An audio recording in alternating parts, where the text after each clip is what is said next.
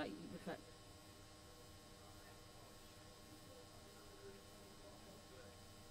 No, but then you have to move everything. I don't think that it's so far right. I think if it moves just it might just move a little bit. Where's the seat? Joseph, hold on. Can I just? Can you try?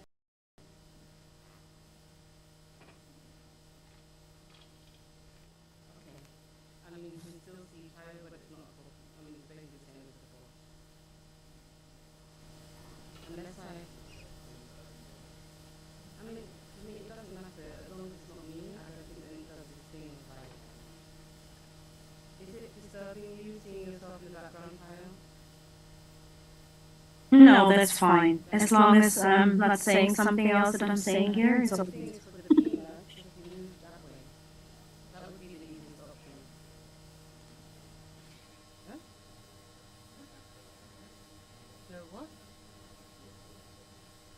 Not divide what? No, I'm just saying if the beamer just gets moved so that instead of it being right here, it's just like over there a little bit.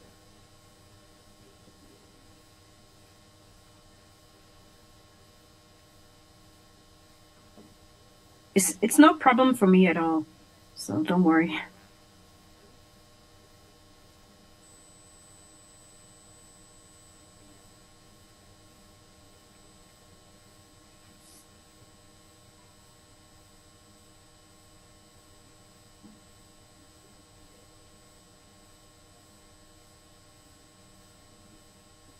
Okay. Thank you so much, guys. Just a quick question, Zainab. Are we going? Sorry, hold on a second. Hold on. I need to. Can I use the headphones? Yeah, because I don't want everybody to hear what they're saying. Yeah, just for now. Please.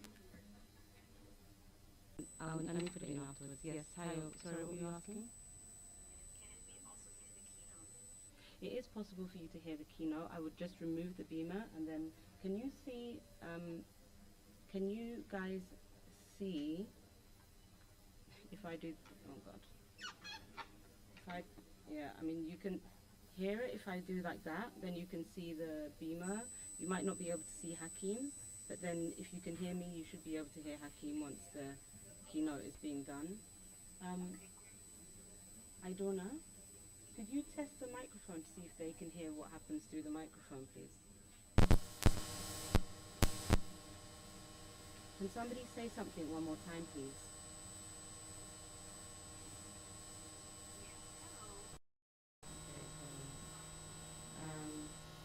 And again, please. Pardon? Can you repeat that one more time? I was Okay. Yeah, the network isn't great, but I don't know if it's from us or from something else. Okay, that's great. Thank you. I'm going to unplug the beamer from here because you guys need the beamer from the other computer. First of all, this is after the talk. Yeah? The presentation is happening from a different computer, the person at the back. That is mine and mine is afterwards. Yeah. So that means, guys, if you're going to stay online, I'm going to put, if everybody could go on mute, that would be great, because so that we make sure that, and then,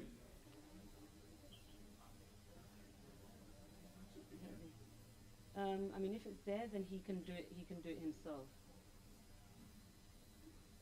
Okay, thank you so much for your patience, guys, and I mean, I think it's useful for you guys to hear the presentation, but I don't know, like, obviously the idea is that we're going to be talking about your experiences in academia as writers going through academia. You're aware of that, yeah? And okay then. So I'm just going to like ask you guys all, look, I'm going to, I think every time I change the sound, then what happens is things go wrong. So this is why. Sorry about this. Okay, don't worry. Then maybe just leave it with the one setting that that works for us here. And Yeah, exactly. I just realized that I can also watch it on another On the screen. device, No, it's fine. right? I mean, Tayo, just hold on 1 second because now everybody can hear you again. Sorry, that's fine. Same as system. Select the speaker. Okay, yeah, I think now you should be able to speak safely. Yes, now it's perfect. Okay then. Yeah, so yeah, it will stay like this. So in a second, Hakim's gonna come on. His presentation will be shown. You should be able to hear him. I'm going to quickly go and like check the bios that everybody has now sent me. And I'm basically going to kind of just start off by asking what is your connection with like, you know, academia and stuff like that. And it might be that I'm probably not going to ask it might be that some of the questions I might ask specific people, and some of the questions it might be that I'm just like, okay, which one of you want to talk? And then I will just kind of like leave you guys. You don't have to use this yellow thing. I think that it's okay if you just kind of put a quick hand up or something like that if you want to talk. Like, but if nobody else is talking, then you can just talk, basically. Thank you so much for your patience, guys. Jared, do you have a question? Okay. Okay. Cool. Hmm. Yes. Oh, so your signal is quite bad. I think I can't. You're cutting out quite a bit. What were you saying? Sorry. I can't hear you at all. No.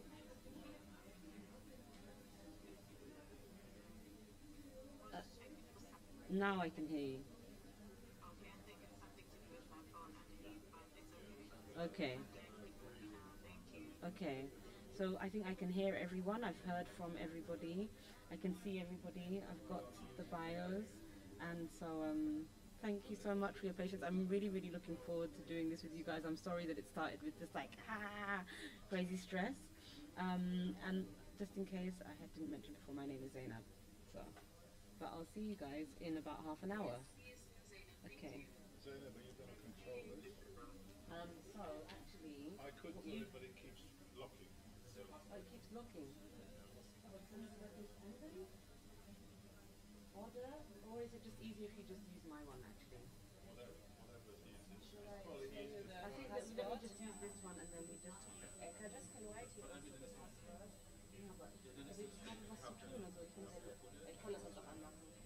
Aber das heißt, dass jedes Mal, es wird dann wieder aus und alle Leute sehen das. Okay. Genau. Okay. Ja, bitte, kannst du das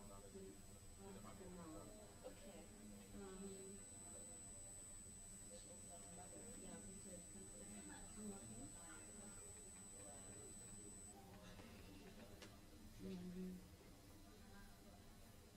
Also wir machen das jetzt aus, ne?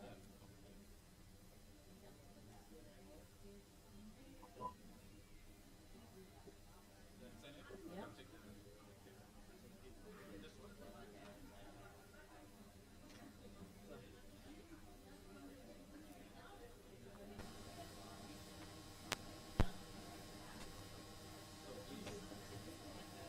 Where's the or you can also sit here now. So yeah, so if you're going to stand, we'll just move this like this, and then you can. So that means that just so you know, no, I'm going to escape this. So that means that they won't be able to. That is my team. Thank you so much. Okay then, so and now we want a presentation. I have way too many things open on here. And what I'm realizing is that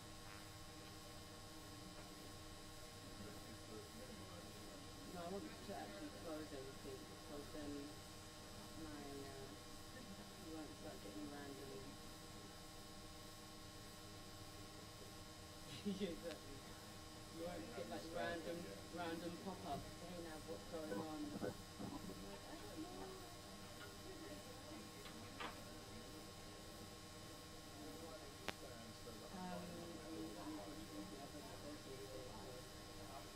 But you're not.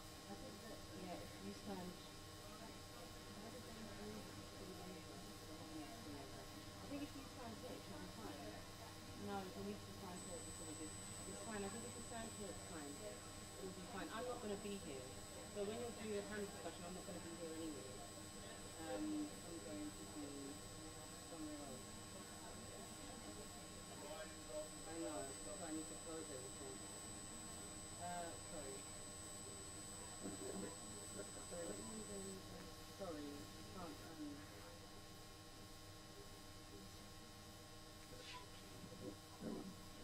it's most of too much in part.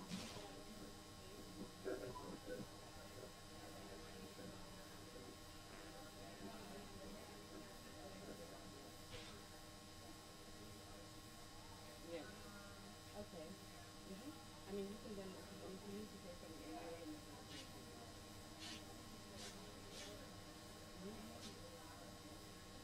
No, no, no, what I'm saying is that if you're going to anyway, then you're going to use it. I'm just saying. That means that I need to.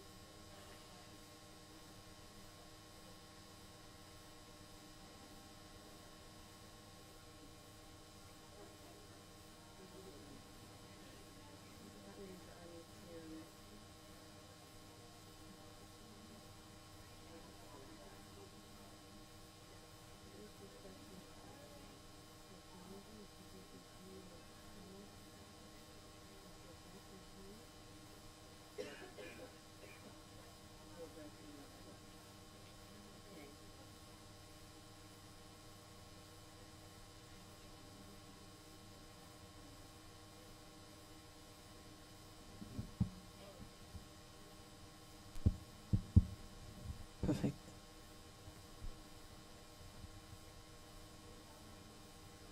Hallo, einen wunderschönen guten Tag. Ich wollte guten Morgen sagen, aber den haben wir schon hinter uns. Also gefühlt noch nicht, aber die Uhrzeit sagt, dass es schon so ist. Schön, dass ihr hier seid. Ich werde jetzt ins Englische umswitchen. I wanted to say good morning, but then I recognize it's already 12. So it's like, we feel like it's still morning, in the morning, but the time tells us that it's already afternoon. So that's why I said good afternoon. Good day, actually. My voice said, no, you are not going to talk any longer. It started yesterday night.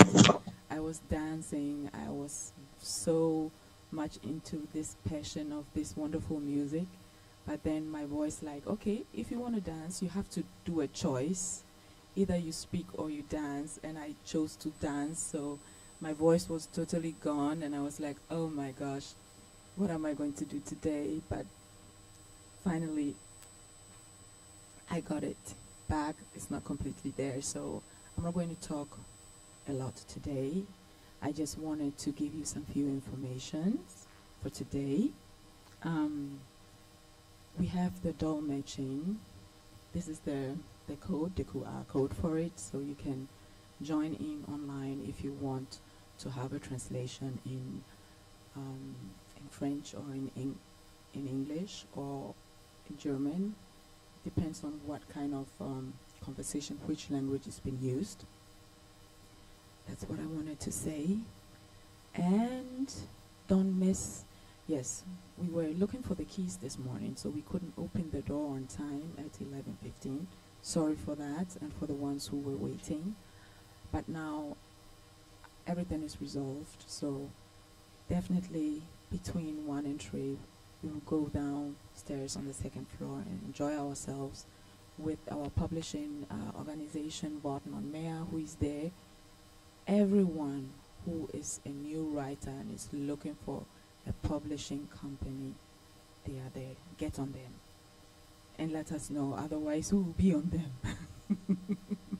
And they also have beautiful books that one can buy, besides of Schanzenbuchhandlung, who also has all the books that our writers that we have here they are having it, and if so, you have the option to buy them and get it signed. Although I know if you weren't here yesterday or the day before, then that means some of the writers are already gone, but still you can get them books. And if they are sold out, Schanzenbuchhandlung will make sure that you can just, purchase them. So this is what is important to say for now. And now I would like you, yes, I will hand over to my beautiful colleague, another queen, Zainab. The floor is yours. Thank you that you be taking over for today. Thank you very much. Hi, hello. Hi guys. So I'm gonna be going like this because actually no, I think this is a good spot. Hi. Yes, so I'm Zainab Tolulokwe X. I am part of the organizing team for the Black Writers Book Festival, and today I'm going to be doing some moderation. And I'm just going to, maybe I should say a little bit more about myself. I work in fields of anti-discrimination, anti-racism, intersectionality empowerment as like a freelance trainer, but also really happy to be able to be active in community organizing here in Hamburg, and part of Arca e.V., which is the verein that is obviously running this festival. And I'm also producer of a YouTube series called MJ's Tagebuch, and yeah, today your moderator. And I am really, really happy to be able to present today our keynote speaker, Professor Dr. Hakim Adi, who is a fellow Pan-Africanist, first of all. Hakim was the first historian of African heritage to become a professor of history in Britain when he was appointed professor of the history of Africa and the African diaspora at the University of Chichester in 2015. In 2018, he launched the world's first online EMRES in the history of Africa and the African diaspora, which trained many students and produced 7 students who are currently engaged in PhD research. In August 2023, the University of Chichester suspended all recruitment to the EMRES and terminated Hakim's employment.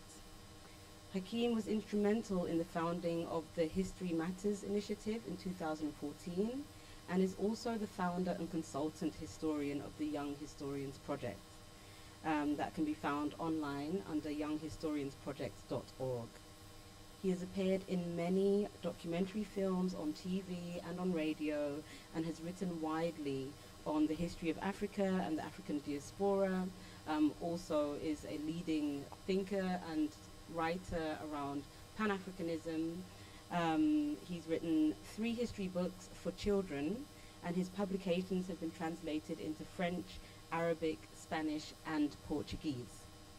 Among his published books are Pan-Africanism and Communism, The Communist International, Africa and the Diaspora, 1919 to 1939, published by Africa World Press in 2013. Pan-Africanism, A History, published by Bloomsbury Press in 2018. As editor, Black British History, New Perspectives, published by Z Books in 2019. Black Voices on Britain, published by Macmillan in 2022, and Many Struggles, New Histories of African and Caribbean People in Britain, published by Pluto in 2023. His latest publication is Africa and Caribbean People in Britain, A History, published in 2023, which was shortlisted for the prestigious Wolfson History Prize in September 2023. And this year, he was also awarded the Outstanding African Award by the African Studies Association UK.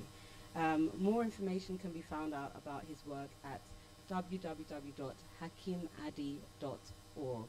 So please give a big round of applause or click your fingers or whatever you feel like for Hakim Adi.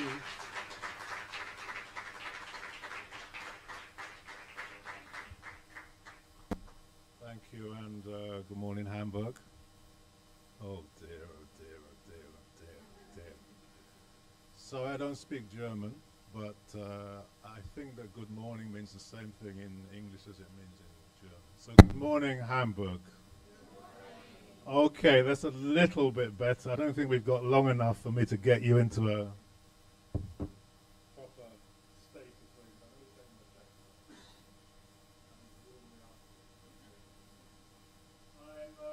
being given a very difficult task, which is the one that you can see behind me. It's difficult, and it's difficult for various reasons. One is that I'm a historian rather than a writer. Thank you. So my experience may be a little bit different to those who are creative writers. The theme is also about experience of people in academic institutions, and you've just heard that I was sacked from, in fact I've only had 2 jobs and I've been sacked from both of them. So I'm not really an expert on surviving in academia or on writing in general. I'm just a mere historian. But I'm going to say a few things, especially for Luby tells me I have to talk about it. And so anything she tells me to do within reason, I try to do. So let's see what we have here. Oh, nothing.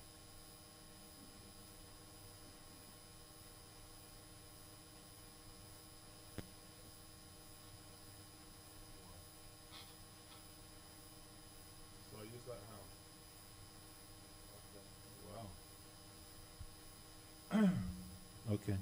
So this is what I thought, that at least we should be on the same page as to what I understand the role of a writer to be. People may have different views.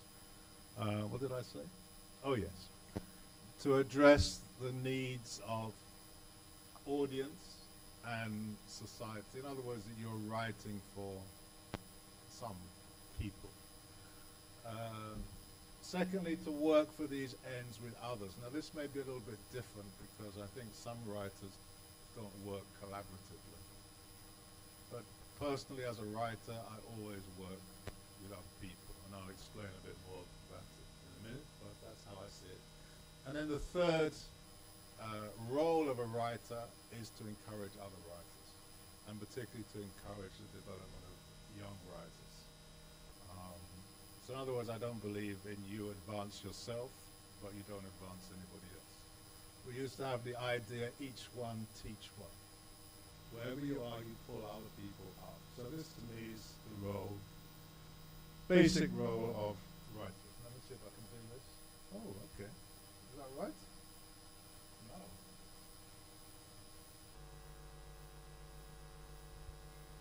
Okay, let's stay with that. That will. Was that the next slide? I don't think so. Did I do it too hard? I think you better stay, to be honest, because I think, okay, thank you, because I'm having trouble with this technology. So, let me come over here so I can read this. So, the question then is, are the roles of writers in academia and universities different? So, being in a university is a little bit different as an academic. You have various requirements. You have a job specification that says you have to do these things. So you may wish to be a writer, but you have to do other things.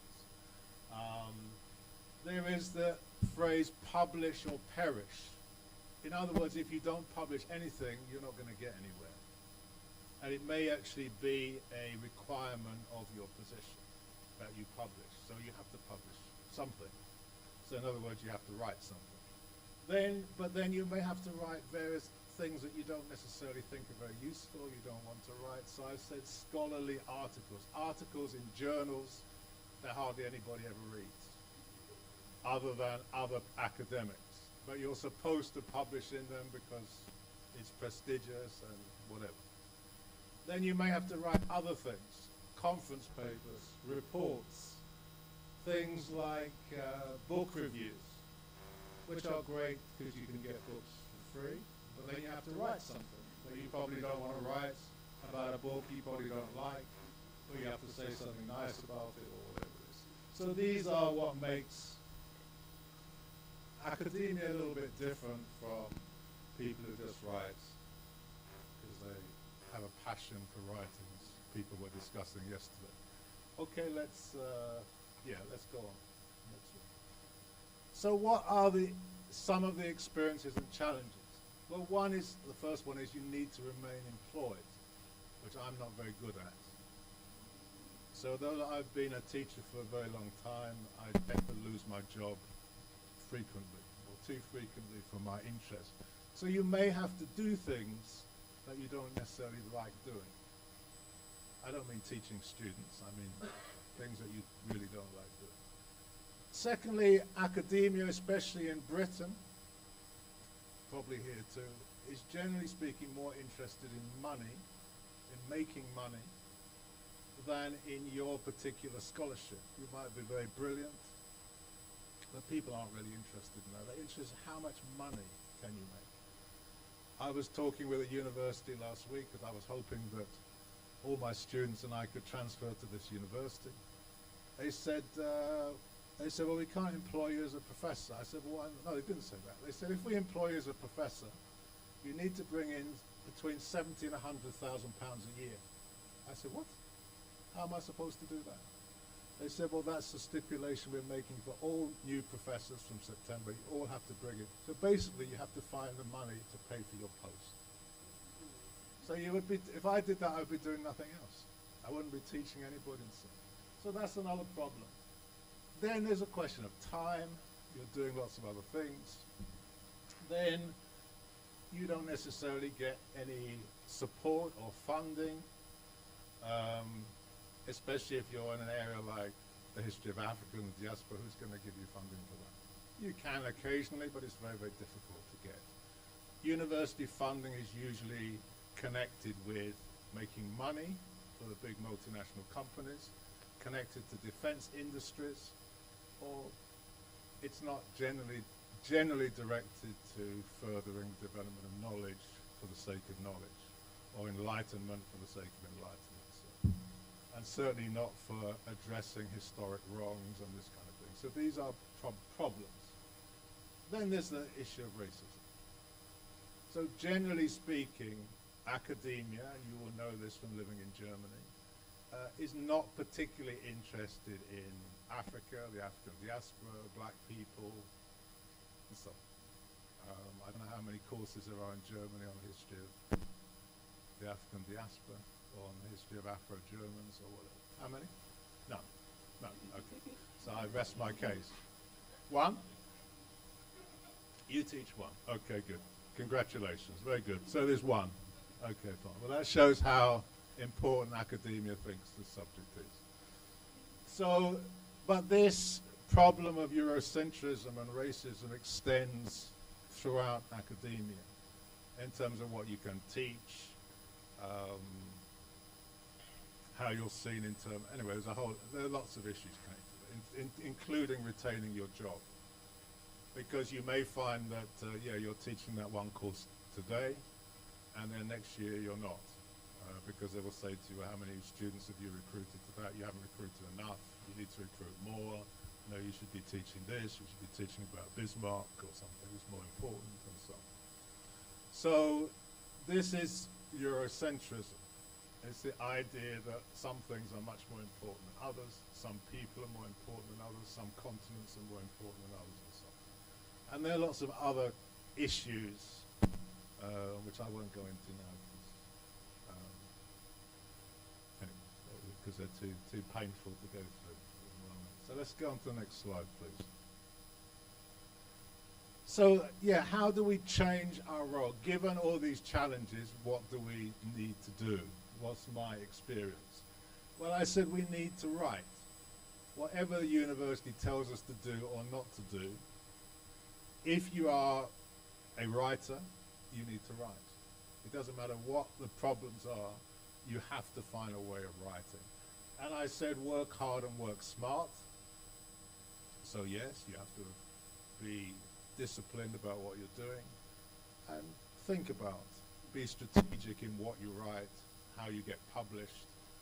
Anyway, publishing is a whole other area, a whole other problem. Yeah, it's a problem.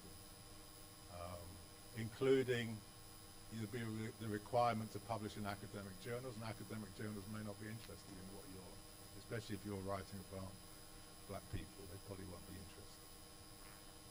And then publishers of books are generally not interested. Post 2020, yes, they may be interested for a few years, and then you may find difficulties again. So there are a lot of issues there. Never become isolated in an ivory tower. So some people, nobody here of course, but some people, they get a job in a university and they think, I've made it. I'm here. I can, you know, look at me, aren't I great? And so on and so on. And then you get corrupted, seduced, whatever the word is.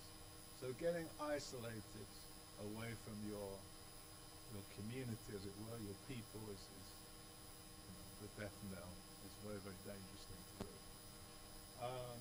Work collectively, a similar kind of issue. Don't become isolated. Work with others. Have a network. Develop a network of people around you. Don't just work inside the academy. Another mistake people make. I'm a doctor now. Look at me. No, you need to work with everybody because you're interested in developing knowledge, disseminating knowledge, helping people understand the world in which they live, and of course to change it. There's no point understanding things if you don't change them for the better. Then what? Build new institutions. So I think I said this yesterday. If you become the first professor, first person of African heritage to become a professor of history, it's not a cause for celebration. It's a cause for saying, well, where is everybody else? What am I doing to make sure there are other people like me? Because if I'm not doing that, what's the point in me doing that? And then keep your eyes on the prize. What is your aim in academia? And people have different aims. Some people, their aim is to get money to pay the rent and so on. Then your aim might be to publish useful things. But you have to follow your aim. Don't lose sight of your aim. Because academia is a kind of world that will divert you into all kinds of different useless channels. Okay, so next slide please, operator. Okay, so then I thought I'd give you some examples so that I practice what I preach. So these are not necessarily in any particular order, but yeah, write. So you write for everybody because you want to reach all human beings. So children are human beings. Writing for children is very, very important. And as somebody said yesterday, quite difficult. But I think it's very important to write for kids. When I was growing up, there were no books like this. So if you understand there are no books like this, then you have a responsibility to do something about it. So I wrote 3 books for kids. There's a story behind each of these. I don't think I've got enough time to tell you the story. But the book on the left was first published in 1994. The book on the right was first published in 1995. Now the book on the right was published in 1995 almost by accident. In fact, yes, that one was published first. Then I persuaded the publishers to publish this one. I said, you need to have a book on black people in Britain. Really, they said? Why? So this publisher is Hachette, which is one of the biggest publishers in the world, one of the big 5. Eventually they agreed to publish it, and the way publishers work is they'll publish whatever, 3,000, 5,000 copies of a book, then it goes out of print within probably 5 years. So then after 5 years I said to them, well, everybody's asking for that book, why don't you republish it? Oh, can't do that. They said there's no market for that book. I said, what do you mean there's no market? You just sold it all.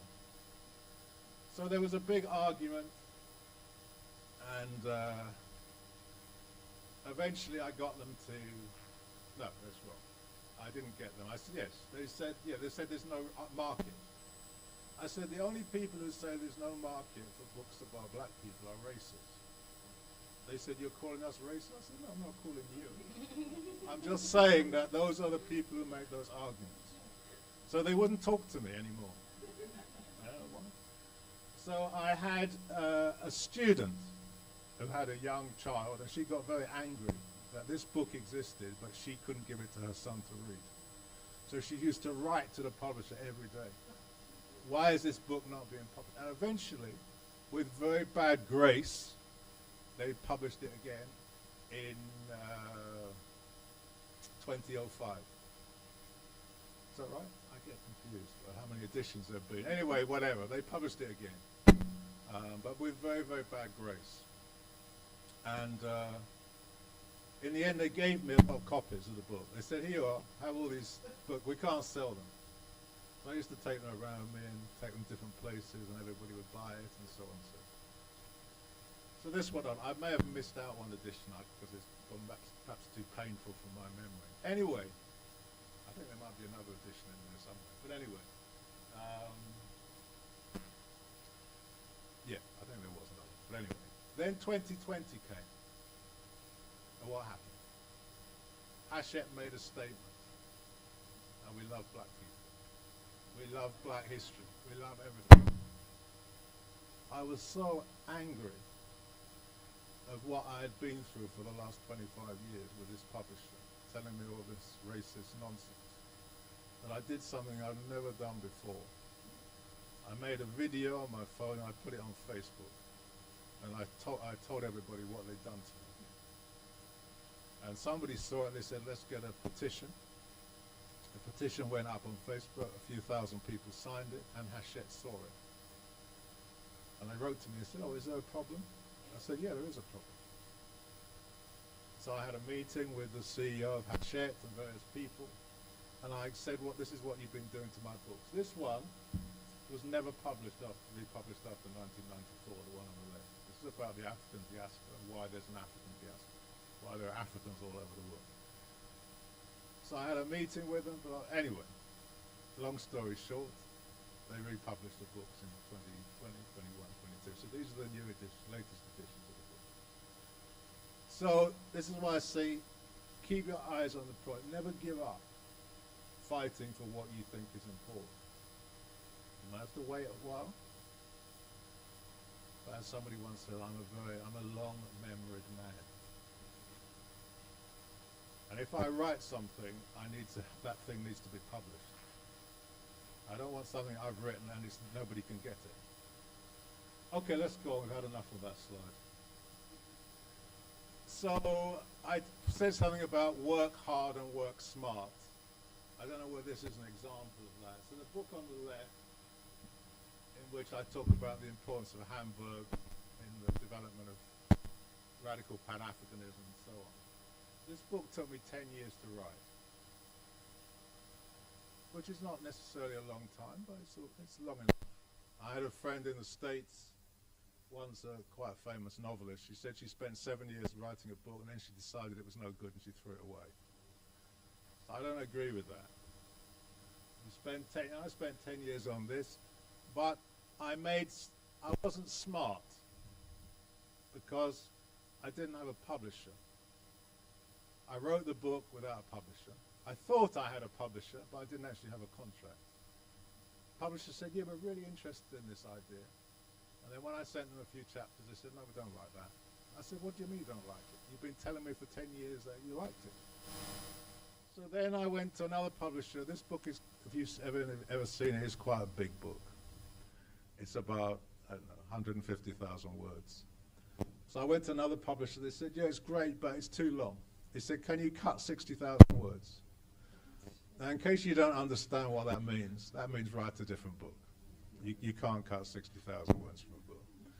So then anyway, I went through about 3 or 4 publishers. I'm not going to tell you the story, it's too painful.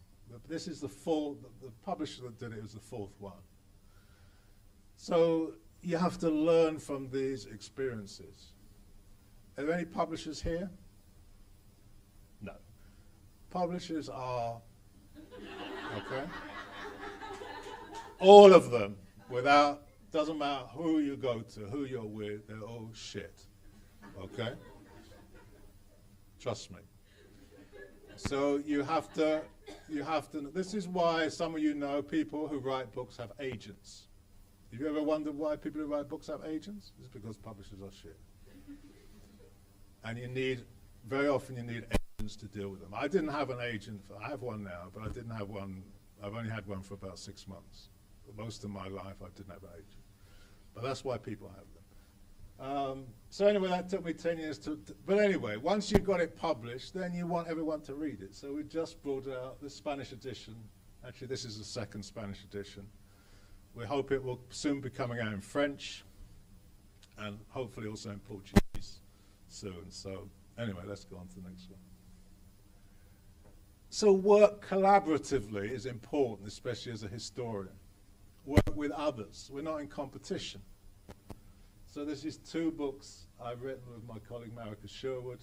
First one came out in 1995, second one in 2003. Well, you share work and you're working on similar things. Work together. Solve common problems. That's an easy one. Let's go on to the next one.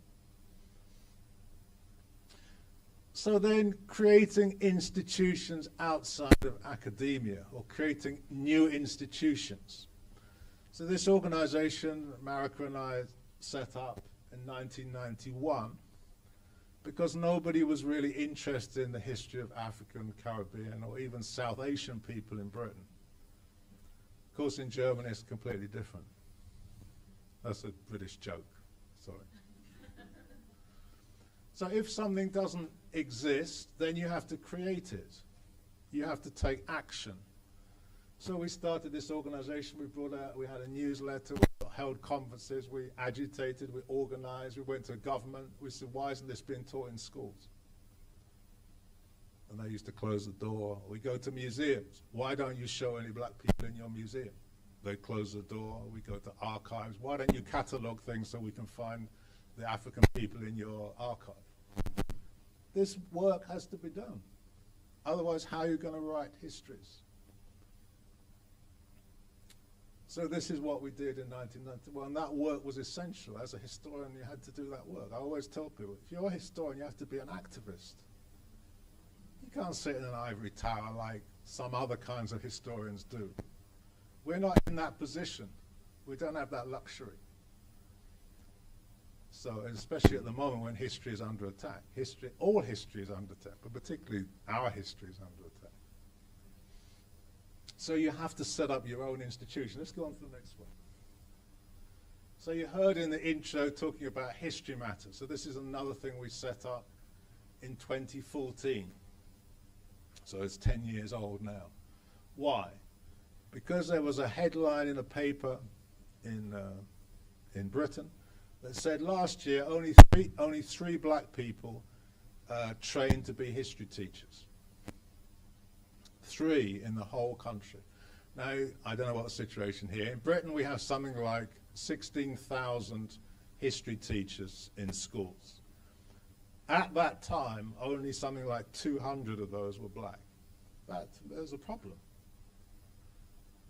Because in the black communities in Britain, everybody's talking about history. Everybody's interested in history. So why do we have so few teachers in schools? And you know, if kids don't have role models, people that look like them, that can be a factor. So once we saw that, we said, well, yeah, we know that. There's not very many, and also there weren't many black people actually studying history. We did some research. We found that amongst black undergraduates in Britain, history was the 3rd most unpopular subject. Only agriculture, nothing funny about agriculture, only agriculture and veterinary science were more unpopular amongst young black people than history. That's a problem. So we went around to all the people who should be interested in that problem. We said, why aren't you doing something? They just looked at us. We said, okay, so we'll do something. So we held a conference. At that conference, you can see the panel here, we only had black students speaking, students, teachers, we had school students, we had undergraduates, we had a few postgraduate students. And we had 1 or 2 people who actually had done some research into what the problems were. And we found that, you can see on the banner, we found that the main reason, there were lots of things, but the main reason was Eurocentrism. That the kids said, why should we study this history? It's not about us. It's generally racist. It doesn't include us. It's racist towards Africa and this and that and the other. Why would we be interested? We are interested in history, but not that history. So we had various recommendations, what should be done, and blah, blah, blah. Let's go on to the next one, please. So one of the things they said, we need something for young people, to encourage young people to be interested in history. We said, okay. So we set up a Young Historians Project directly after that conference with some of the young people who'd spoken at that event. We said, okay, you say you need this, so we're going to create it. You come and create it, if that's what you say you need. And this is still going. You can go to the website online and see all the projects that they've done. And this is encourage people to take up history, young people. We take 16 to 25-year-olds. So this is about being a writer in academia. As a historian, these are the things you need to do. Let's go on to the next one. I know I'm a question of time. So out of these initiatives outside the academy, it also enables young people, we encourage young people to write. We have conferences every couple of years for young and emerging historians, mainly black historians. And out of those, we publish these 2 books, which I've edited. And every time they're with different publishers. The first publisher, when we go back to them, they say, oh no, those kind of books don't sell. So then we had to go to another publisher. This year I went back to the second publisher, oh, those books don't sell. So we said, okay, this year we're going to publish it ourselves. So this is what you have to do as a writer. You want to encourage other young writers. So you have to organize yourselves. Okay, let's go on to the next one. Well, then I said, keep your eyes on the prize. This is a bit of a British joke. So it's not about that. Let's go on to the next one. The prize for me is getting people to read my work. I want as many people to read it. That's my aim. That's my only aim, to educate people, to encourage people, to maybe inspire other people to research, to write. And so this, as you can see, is Pan-Africanism, a history. In French, in Portuguese, it's a Brazilian edition. This is the Arabic edition. It just came out this week.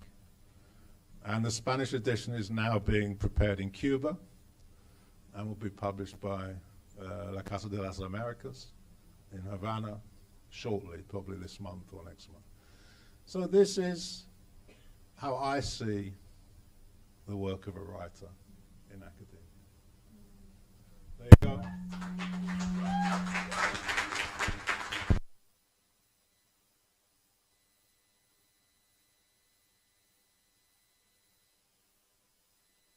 Much. Thank you, thank you, thank you. The words that were going through my head were living legend. I don't know how you feel about that, but I feel like it's a very correct definition of what we've all just been able to witness. Thank you so much, Hakeem.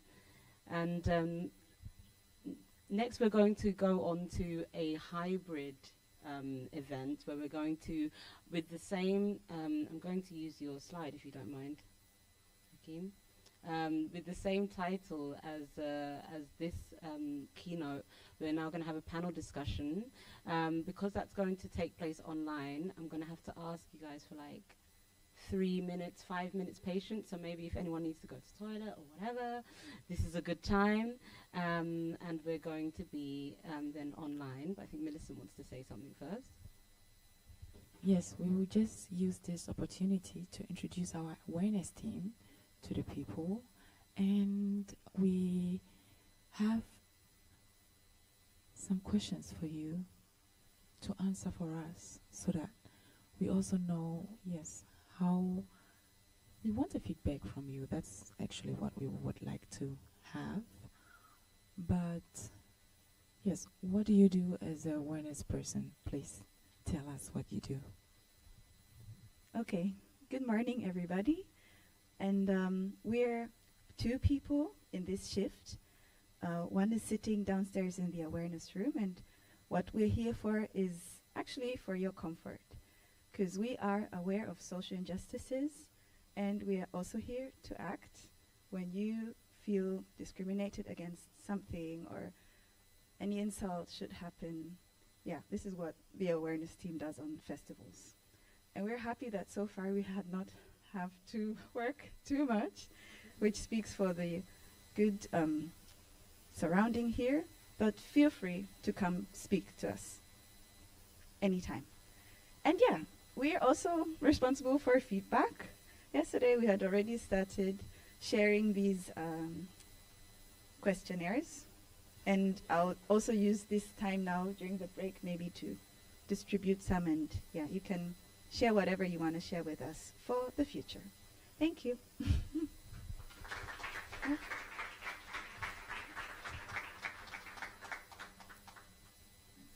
Yeah, so we'll meet again here in about 5 minutes. Thank you.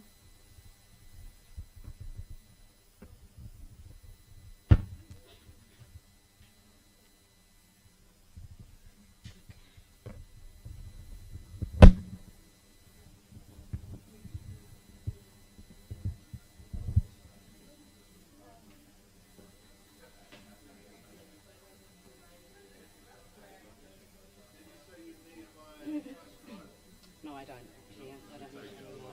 Thank you so much. No, I sent you a load of emails this morning, but obviously you were not on your email. Why? Did I do something wrong? No, it was just to explain to you that I wasn't going to be doing an interview, and that afterwards we're going to do an interview on camera on the second floor. Oh, Yeah, when's that going to be? after this. Whenever you have time, basically. How long are you here for today? Yeah, as long as you need me. Exactly. So You whenever, look so whenever. beautiful that I don't really want to go. Okay, calm down. I'm trying. That's why I went and had a glass of water. It's, Yeah. So after this, basically, we'll come and find you. you're going to actually interview me. Yeah, it'll be an actual interview. Right, just take that. Yeah. Do I need to? Close it. Exactly. It's already closed. I will eject it from here. There you go.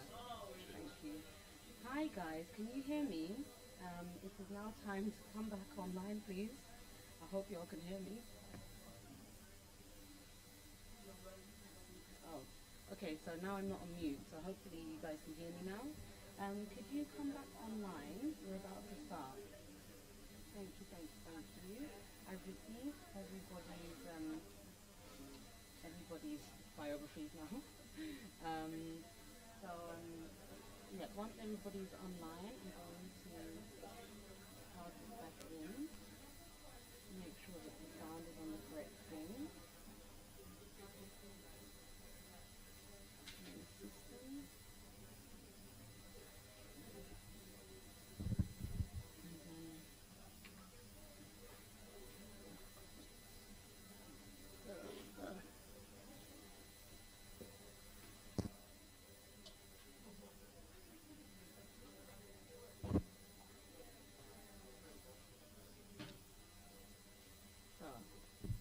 Hello.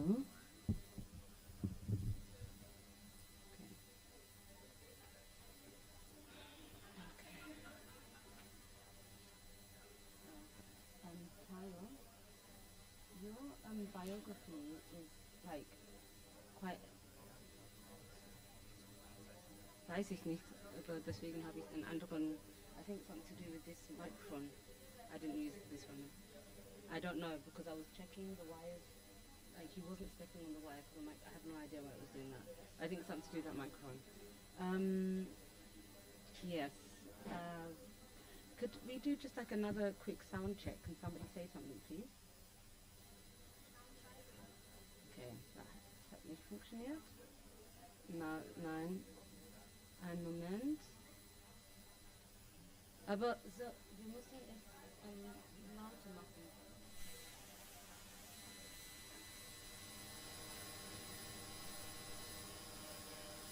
Can somebody just keep on speaking, please? Hi, testing from my side, Tabile. Okay, great. Oh. Now we can hear you. That's perfect. Thank you so much. Sure. Which one is it? No, I can make it. I can make it quieter on here. Yeah.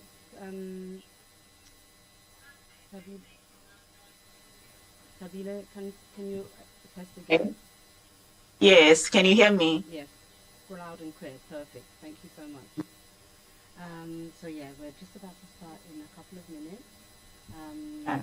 Yes, Tayo, what I was saying, I might give you a quick pause because I don't want everybody. Oh, actually, no, not necessarily. Maybe you can just. I'm going to see. It might be that I shorten your bio just a tiny bit because it's just a lot longer than everybody else's. Yeah, that's perfectly fine. Okay.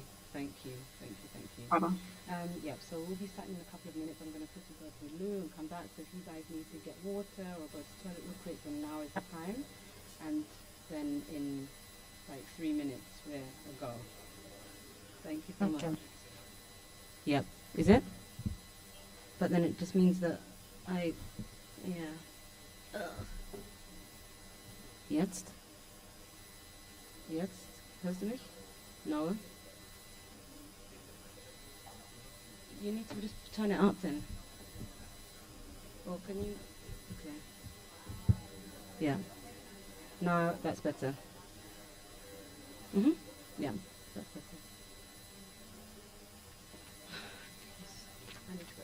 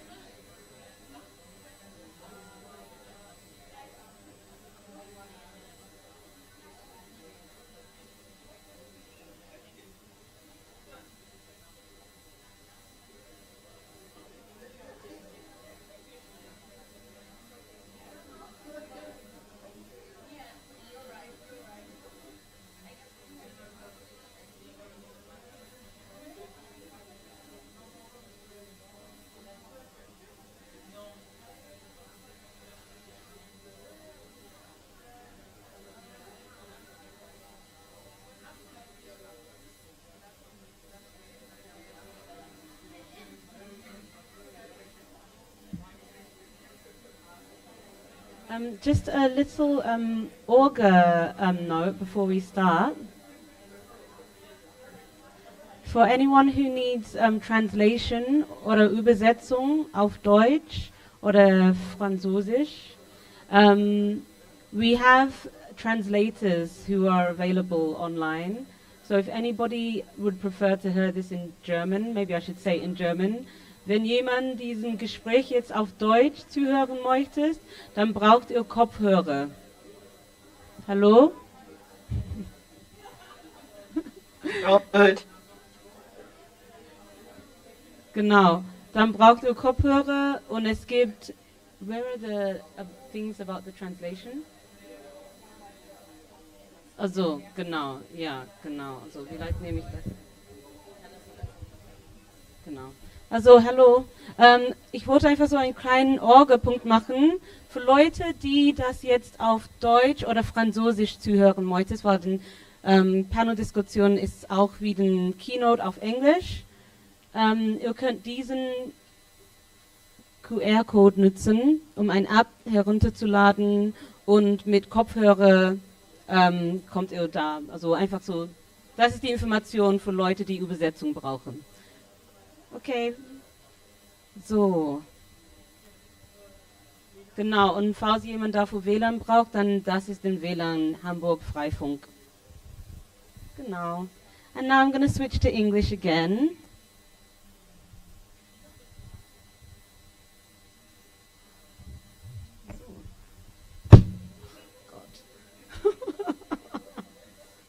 Genau, ich bin wach. So, I'm going to invite, maybe I'll introduce everybody, but I'm happy to invite you online.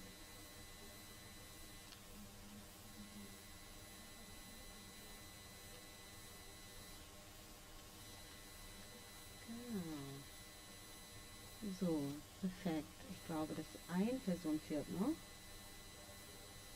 Das ist Lebo. Hi. I'm here. Hi there. So we can hear you all loud and clear. That's great.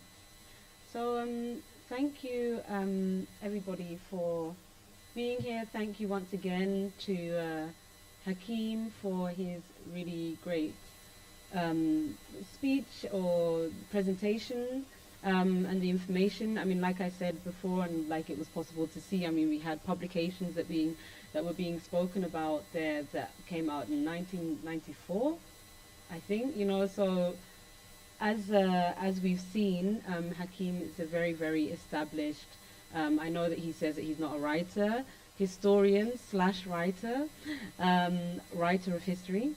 And now we're going to have a bit of a panel discussion with a number of also authors, writers, educators, some of whom, or the majority of whom, are joining us from you know, the continent, so from South Africa. We also have people who are based here, so Tayo is based here. I'm going to read all of their bios in a second to introduce everybody. But we're going to now speak with people who are more kind of up-and-coming authors, and again about this issue of the role of black writers in academia. So yes, thank you everybody for joining, and thank you guys for, you know, being so patient. I know that you've been online since 11 o'clock, it's now 1, so thank you so much for your patience. And I'm going to start off with, so Tayo is, I believe, the only person who's joining us today from Germany, am I correct? Unfortunately, that's very right. Yes, okay. I'm going to start off then by introducing you, and then I'll continue. So Tayo Awosusi Onuto is a singer, author, director, political activist, mother, and lives in Berlin. She describes herself as Afro-synthesa, and she interprets her music in English, German, and Romani. She also lends her voice to film and TV as a dubbing singer and speaker. She studied German language and literature and multimedia, and is a board member of Romani Fin e.V., which is the Feminist Romnia Archive, and a member of INI Romnia, She's interested in education, history, and the civil rights movement. In 2017, she published the film documentary Frauenmende About Us, Perspectives of Sinti and Roma in Germany. And in 2021, Tayo's first children's book, Jokesi Club, Yeh Duidrin, Three Girlfriends in Berlin, was published. With the Jokesi Club, Tayo wants to create a book series in which BIPOC children take center stage and are the heroines of the story. The children should find themselves in the story, and I'm going to allow her to speak a bit more about this. And this year, I believe, there is also a new book that's about to come out that's already available to order, which is the second book from the Jokesi Club series. So, yeah. Hello, Tayo. Moving on, Laila Manak is a South African author and published her first novel, Sisters of the Circus, with Penguin Random House in 2022. She has since spoken at events like the Kingsmead Literary Festival and the Franschhoek Literary Festival. Laila is also a qualified educator and teaches life sciences, history, and English. Laila enjoys traveling, and she's currently working on her new novel set in Johannesburg, which is based on the intersection of gender and religion in the South African setting. Hello, Laila. Do I have it correctly? Laila and everybody else, you're all joining us from South Africa, is that correct? Yes. Yeah. Yeah, okay then. So I'm going to move on to Jared. Jared Thompson is a literary and cultural studies researcher and educator and works as a lecturer in the English department at the University of Pretoria. He was the winner of the 2020 Afritondo Prize, the runner-up in the 2021 Dream Foundry Prize, and a finalist in Frontier Poetry's 2022 Global Poetry Prize for the Africa region. He's also been a 2022 Creative Writing Fellow at the Johannesburg Institute for Advanced Studies. His debut novel, The Institute for Creative Dying, published in 2023 through Picador Africa and Afritondo UK, is his first novel. Hi, Jared. Hello everybody. Okay. Next we have Tebelo Nzamo. Oh, now I've lost all of my things. Great. So, yeah. Tebelo is a South African author. Her debut novel, I Did Not Die, a story about the harsh realities of a mine worker and his family, was published by Quilla Books in 2023.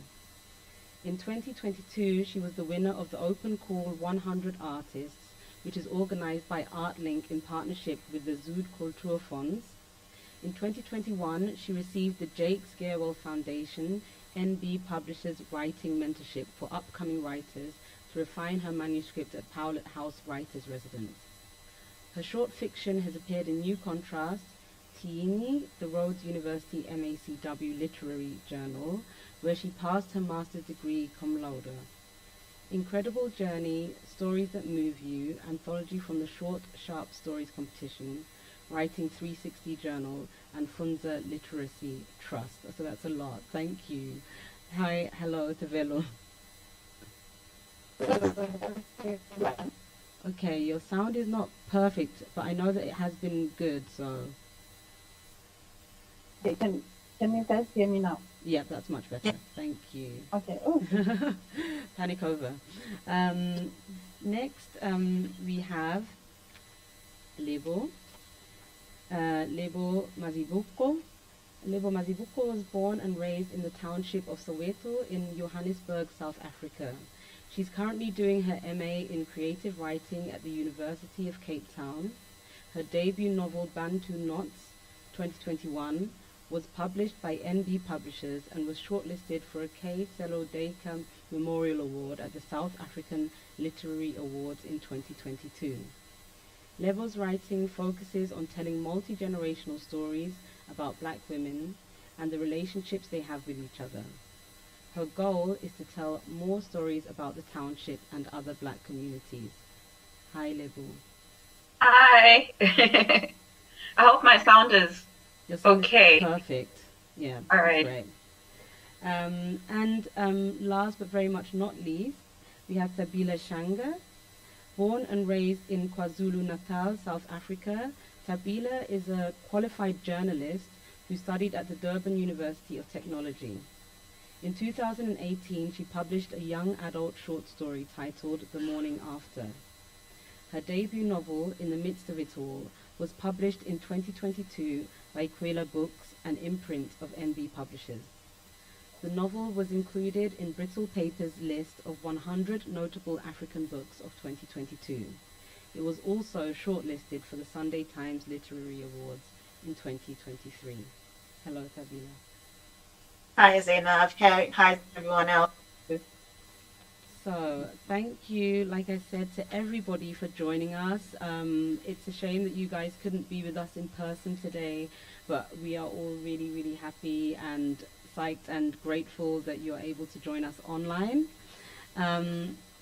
So I believe that you guys, if the tech worked okay, were able to hear and see the presentation from Hakeem. Great. Yes. Okay, so a question for everyone really is when you were listening to that, when you were hearing that, were there experiences that you felt like, okay, yeah, that really mirrors my experience? So obviously, I'm just going to put this as a pretext from my perspective. I believe in South Africa as well as here in Germany, we are ultimately dealing with a academic system which is Eurocentric and which is neo-colonialist. So given that as a backdrop, can you say whether or not there are any experiences that you felt like, okay, yeah, I've experienced that as well? Yeah, I think I'll jump in here just off the top of my head. Teaching, so I teach like South African poetry, post-apartheid South African poetry, and I find that a lot of the times it brings up a lot of issues around race, around racial politics, and some students find that uncomfortable to speak about. But on the other hand, some students find it quite liberating to speak about it, especially if there's students that have kind of stumbled into your lecture from maybe their math major or something like that. And I've had experiences like that where students just come into your lecture, they're just interested, and then they walk out there and they come to you saying how they don't usually get the space to sort of explore, you know, different ideas around history, around racial identity and the future of it, and to give them the space to do that with outside of maths and all the other things that they take is quite a liberating thing for them. So a lot of the times, like as a lecturer, you're balancing like that discomfort that some students feel with also like their sense that this is productive, not in just the sense of this is what's going to get me marks, but this is something that is going to like enrich my understanding of someone that comes from a different background, for example. Yeah. Thank you. Thanks, Jared. If I can jump in, Zainab, if that's all right. So I am an educator as well, and like Jared and Hakeem both spoke about giving students that space to, you know, interact with those themes in a comfortable way and in a safe space. I work with children as well, so you know, kids from about age 10 all the way up to high school, and I don't think there's any way to truly decolonize education without giving younger children that space as well to be able to, you know, come into themselves and giving them that space to explore their identities. An experience that I had just last week was I'm an English educator, so I was looking for or researching movies that we could study for film study in English class. And a lot of the people who were, you know, suggesting movies to me, those were all predominantly white directors, white creators, white actors. And as you know, that we're South African, we teach majority, Black children.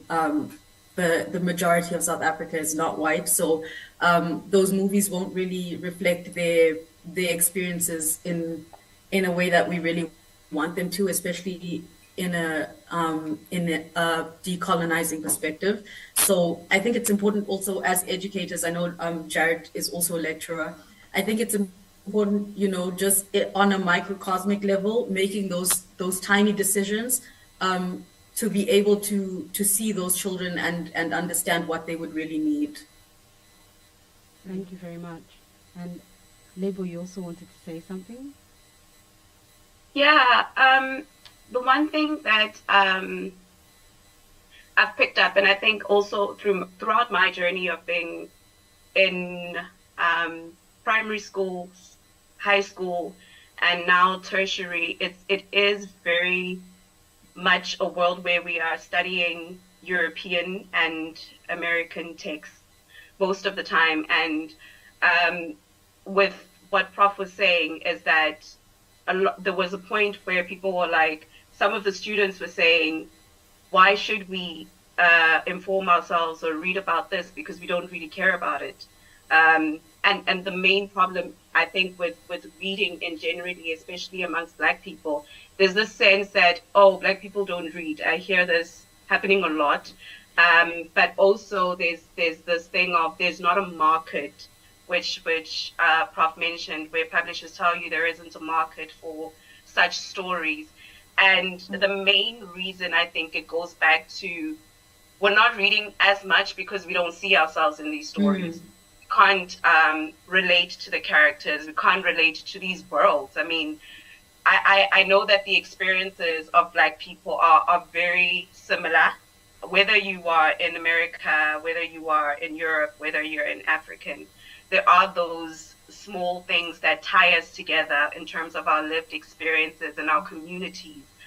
But it is so important for us to see ourselves, to see our languages also in some of these books, how we speak. And me picking up a book that was written in the 1600s and trying to make it relatable for a young reader today and saying this is the gospel and this is what we should be following and how we're trying to educate our kids, of course we're not going to be interested. Of course there's going to be a pushback to the stories that young people are reading, young people are being taught. And even myself as a Black person, as a Black young 30-something-year-old girl, I can't relate to a lot of the stuff that's being put out there.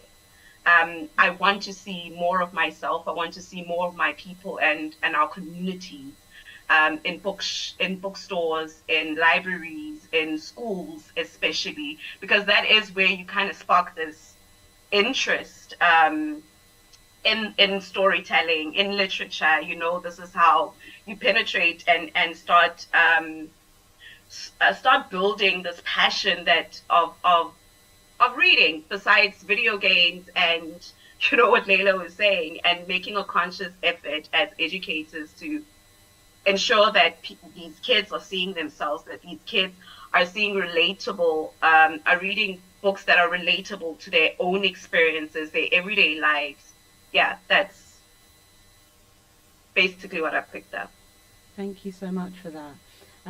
If I stick, first of all, with the three of you in terms of, or anybody else who wants to jump in, but in terms of, this perspective of being educators and working within these academic institutions, how have you found it in terms of being able to do that, being able to keep a job, but without having to 100% lose who you are? Or have you had to maybe lose parts of who you are in order to be able to stay within the role of, educating?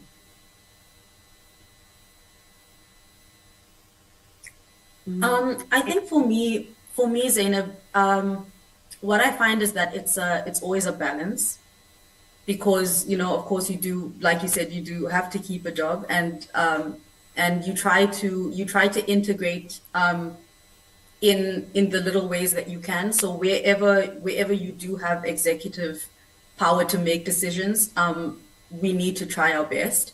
I know that for personally, we had a discussion amongst our staff recently about the overseeing institution that all of our exam papers go through, and most of our exams and papers and classes get vetted through this overarching institution, and they still publish in Afrikaans. And I don't know if your audience understands the significance of South African history and education and Afrikaans, but during apartheid, the South African government tried to integrate Afrikaans into education and make it a first language, the first language that everybody would study in, knowing that the majority of the country doesn't speak Afrikaans, and they speak, native African languages and indigenous African languages, and knowing that that legacy is still there, and that a majority of our children will not get to learn or be educated in their indigenous languages, that already is an inequality that we have to account for and that we have to accommodate for. So it's little things that you have to where you have that power or that authority to do so, especially as a staff member and not as somebody who can really make those decisions. We do try our best to have those discussions in class and to bring those things up and help those children to be seen. But it is very difficult when you don't have the authority to do so. Thank you so much. I think that also relates to a conversation that I was having with some of the other writers a couple of days ago about this thing between the influence that you have when you're maybe starting out, either in this case as an academic or as a writer, and like how that changes over time. Jared, Label, would you like to say anything also to this question? Yeah, just to hop on that. I think also like starting out, especially like as an emerging academic, there's a lot of times where you have to develop your voice and kind of learn how to speak up for your own ideas in larger departmental meetings or faculty meetings, and that just comes with kind of it builds over time. The more you take that leap, the more you put yourself out there, you are able then to test the ground of, okay, how is my ideas, or are my ideas translating in the room? But going to the point of what the prof was talking about, working collaboratively, I think you do need to network where you are and find the colleagues who align with your social justice values and things like that, transformation values, and you kind of form those networks in these spaces, and that's where you kind of build up the swell force to, for example, advocate for curriculum changes or the introduction of new texts or more transformational kind of policies when it comes to hiring or shortlisting for who gets put in certain positions. So I think aligning with colleagues where you can form these kind of groundswells of kind of policy and opinion, but also kind of intellectual orientation as well. Those are important as well. So you don't just feel alone and it's just your only voice, but you're connecting with other voices as well. Thank you so much. Thank you so much. Libel, was there anything that you wanted to say before I No. thank you. I think that this point of creating community, but then also the link that you've made between creating community in general, but also creating community in the spaces that you are in order to have more influence is like a really important one. So thank you for that. And opening this up also to Tabila, Tebelu and Tayo. You, I believe, I've gotten the videos mixed up in my head, but you've all been through the education system as students, and also going through the publishing jungle, I'll put it like that, as writers. Is there anything that you heard from what Hakeem, from what Hakeem said, in terms of his experiences trying to get books published, trying to get books reprinted after they've been originally published, this whole idea of being told that things are not relevant, etc. Is there any can you say that there's anything? I see that Tayo is like nodding a lot, so maybe you can say something. Maybe you can start off saying something to that and your experiences trying to publish your first and now second book. Yes, definitely. Thank you. And thank you for inviting me also. I just wanted to put that first out.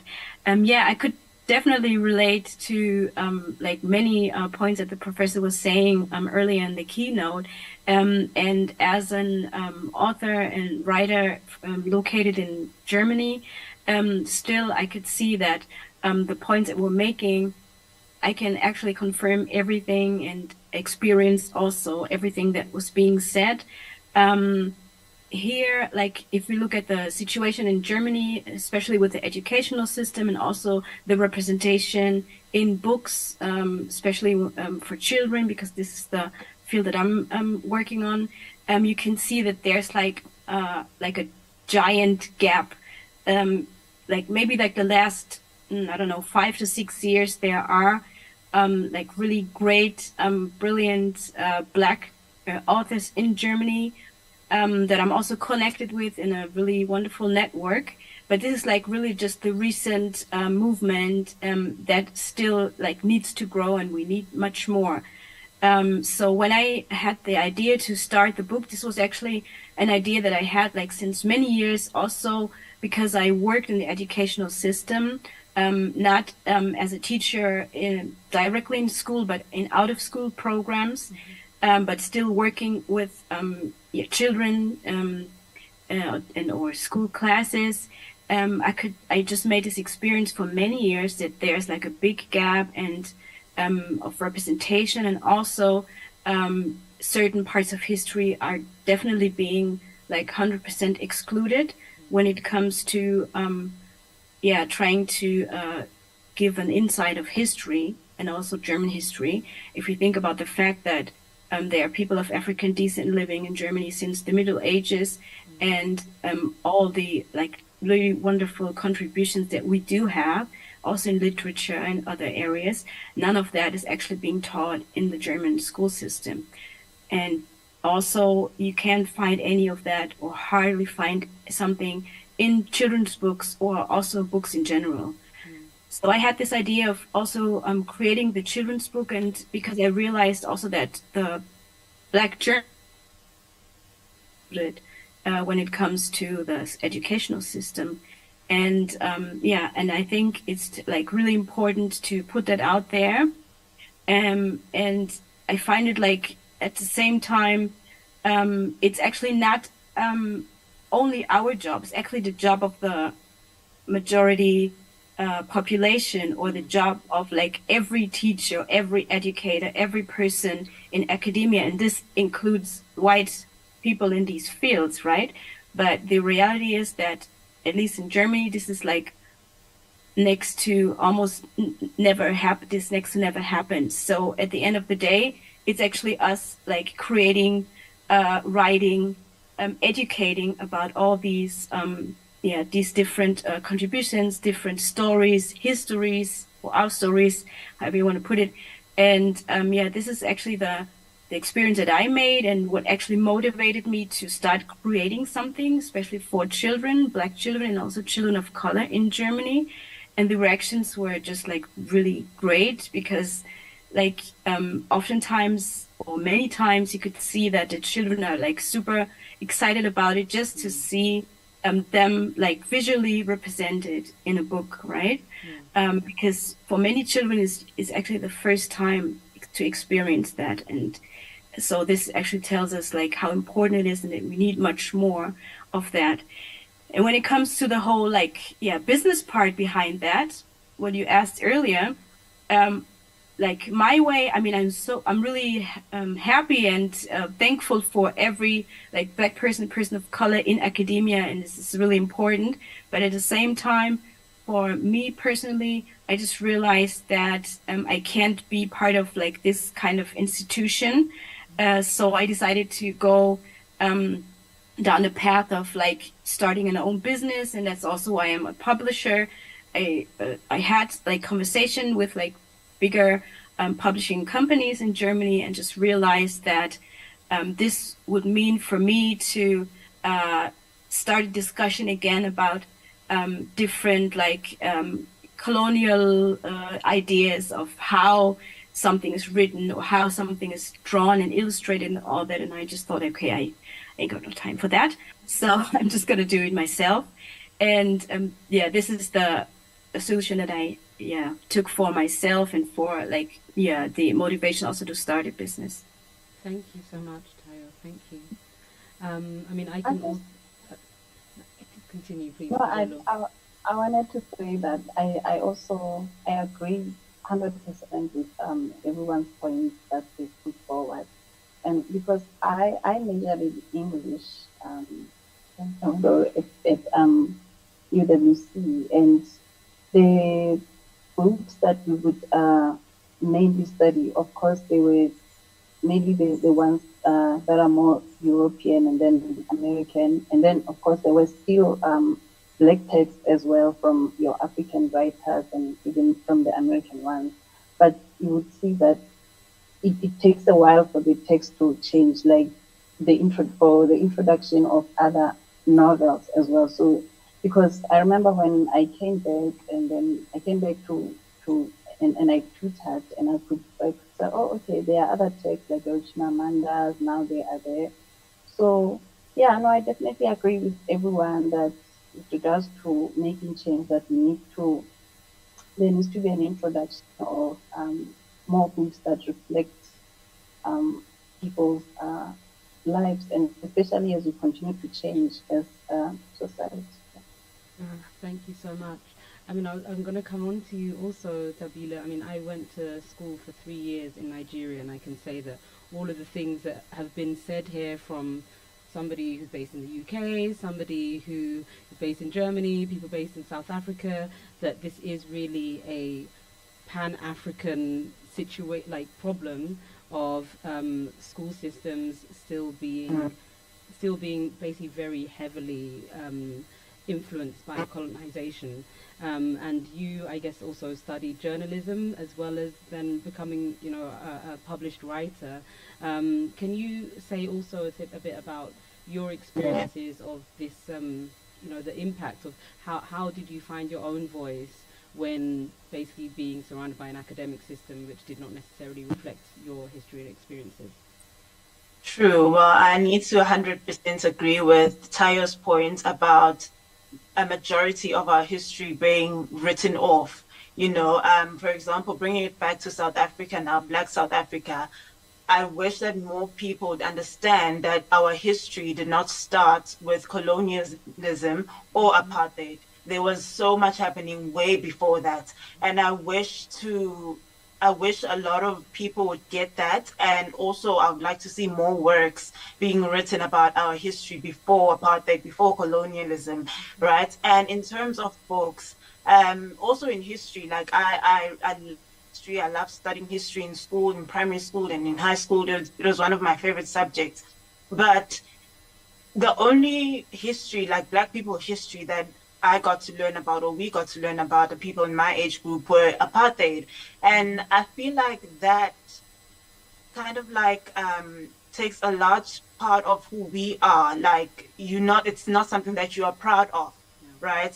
So I feel like that is something that we need to work on, like having more people telling our history, like what it is before the apartheid system and everything like that.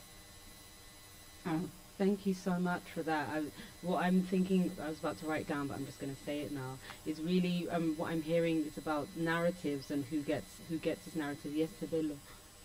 Yeah. Yes, I want to add on to Tabide's point about wanting to see more books about Africans before the colonialism and apartheid. And I was just gonna add quickly that actually Zake's in that, and he has a new book out. my God, I can see. But he has a new book out, and I've heard him speak on it that it's actually about, what Tabile has mentioned that she wants, like about things before, like before your colonialism, things began. So there is that. I'm hoping there could be also be more of that. But yeah, so I just wanted to say quickly, just to add onto that. Thank you. I'll definitely. Oh, sorry. Continue. Yes, I think it's called Arola. Yeah. Arula. Yeah, I think hopefully, because yeah, but he does that's his latest book, and it's exactly it's based from my understanding, it's based on like what you just said now that you want to see more of. So I haven't read it, but like I've heard snippets of him speak on it. So yeah, it seems to be Thank you so much. Thank you for that. So this the book is called Arola. Yeah, like I'm Sorry, so you've cut I'm out. remembering a little that is called Arola, but you can just Google and then just to confirm, please. Okay. But yeah. Great, thank you very much. Okay, I'm going to move on to, so next question. Jared, you'd mentioned that some of the students that come to your lectures, that sometimes they find this whole idea of like dealing with history, dealing with African history uncomfortable. But then some of them also see it as a chance to grow, like a chance for personal growth. And I'm wondering if, so coming kind of from this, obviously these challenges that we've spoken about, do any of you also, or have any of you also kind of found ways to like overcome these and maybe like try and change the perspective of having this? I mean, obviously you have, because you've all published books.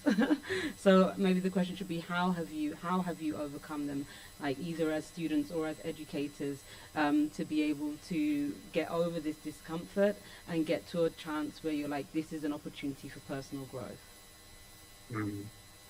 Yeah, I mean, I can speak to one example where I was teaching a poem by Philippe de Villiers called New Skin. And it's about the new South Africa, and the poet is imagining South Africa as like this giant snake that's shedding the skin. And in the poem, the poet's talking about how like our skin is sensitive, like to touch like one another's skin is a very sensitive, intimate encounter. And because poetry lends itself to being interpreted in so many ways, some of the white students in the lecture hall felt that the poem was kind of like attacking them for what their ancestors had done and things like that. And I had kind of explained, I think a lot of the times when we get into these political conversations or these kind of racial conversations, it's about how do we separate kind of like whiteness as a history of, social political domination, and then the white person, in whiteness, right? Mm-hmm. So making that distinction. So we can critique whiteness is not saying, yes, whiteness has dominated and oppressed as a system, but that is very distinct from a person, a white person. But then again, a white person can uphold or maintain such a system. So threading through those very nuanced distinctions for the students is very important for them to kind of like think, okay, if I step back, then this is the system that my racial history has kind of propagated. What is my relation to that system, kind of thing. So kind of getting them to see those nuances, to make those distinctions. Right. And I mean, going to the point of what was said earlier, like it's interesting though, because as educators, we also there's also an echo, because the students are also, like, you could say, tired of hearing about colonialism, right? Where I've had colleagues say that, students complain, why do we always have to hear about colonialism? So there's definitely a desire to kind of maybe reintroduce texts that look at pre-colonial Africa or a futuristic Africa, right? What is the beyond of colonialism? Sometimes I feel like sometimes the curriculum oversignifies colonialism, and there's no way to like let go of this object, right? I do think there's a desire, and I see it especially in the honor students when they take up postgraduate research, they often want to go to research something outside of Africa because they think if I stay in Africa, all I'm going to do with is colonialism. But I think the trick is trying to find, well, what are the things that are like in the cracks, of colonialism? What joys, what pleasures, what hopes and dreams survived, endured beyond just the colonial, right? What is the everyday like, and how is that aestheticized? How is that made beautiful in the different texts, in texts that have not even been discovered yet? So I think that is where, particularly for me and my kind of educational project, that is where I want to take my own kind of teaching. Yeah. Thank you so much. Sabina, did you want to say something? I saw that you went off of mute. Oh, no, sorry. Okay. Were there any other answers? I think, Laila, do you want to say something? Yes, I did want to jump off of what Jared said, and also I really love Tayo's point about building our own institutions apart from or separate from whiteness, because like Jared said, all of those institutions are going to, because they're born out of colonialism, they're only going to be able to draw from that history. And like what Tabile said, a lot of us do want to see history before colonialism, before apartheid. What was our true history? What were we doing before that? And a lot of the times, these institutions we don't have that range, because this is what they were born into, and this is what they were born out of. So creating our own institutions gives us those opportunities. Whereas if you're going to a publishing house that is publishing predominantly white books and predominantly white editors, and they don't have the range to understand our stories and understand why it's important that we tell those stories. Thank you. Yeah. That's sorry. Can I add to Leila's point as well? I'm very big on the need to have more Black publishers, because what I've noticed, not necessarily on my work, but other people's work as well, I've seen really, really good books that are published by Black people, books that are not only published by Black people, but also telling Black stories, right? They're really good, but they are not that big. They are not that popular. I feel like they're not given the recognition that they deserve. And I think that it's because most of the non-Black publishing companies are finding it difficult to sell Black books, right? Yeah. They how to go about it. So that's why I always stress on the need to have more Black publishers, because they understand that, okay, this is who we market, not only to market to Black people, but other people, other races, because I believe that they also want to read and experience Black culture. So for me, it's the understanding on how are we going to go about selling this book. And I think that's a reason as well. I think that's the reason why most of these non-Black publishers, they kind of scared to take the risk and publish our work, because they don't know how to go about it. So I think there is a need for more Black publishers. Thank you so much. Yeah, Tayo. Yeah, I also want to, definitely can relate to what Tabitha said, and also want to confirm that is very similar situation in Germany. Also, from what I have discussed with other colleagues, siblings in our network as authors or also publishers, the situation in Germany, for instance, when it comes to publishing books of Black authors, is many publishing companies, they want to include this subject, so to say, and then they have a certain corner for it, and not only a corner in their publishing company, but also a real physical corner in the bookstore. Yeah. If you go to a bookstore, then if you look for certain books, may it be children books or books for adults, they have a diversity corner, and then you get all the books there in that certain corner. And I think that's kind of it's a start, but at the same time, it's kind of frustrating, because we are actually kind of cornered to a certain physical corner, but also to a subject corner. Like there's certain subjects you can actually write about, and then also there's been like many like bigger publishing companies who, when it comes to representing the representation of Black children, or also like other like children of color and non-white children, they always say stuff like, or often say stuff like, yeah, we already have one author that writes about this subject, so that's, and then that's it, right? So like they're done like with their kind of like responsibility to include that, and that's it. And then oftentimes they also have like, might have like maybe a white author that will write about this, or like write a children's book that represents like a Black child, which actually looks like the white child, but just with another skin color, but with the same like facial features and all that. So this is also like a problem. So it's not really authentic. It's more like some kind of a package that is like being put out there and marketed, and doesn't really give space, and also doesn't really give like Black authors the possibility to like to rise and become bigger, just like what you just said, Tabile. So I really wanted to add that. And this was also like kind of like a motivation for me to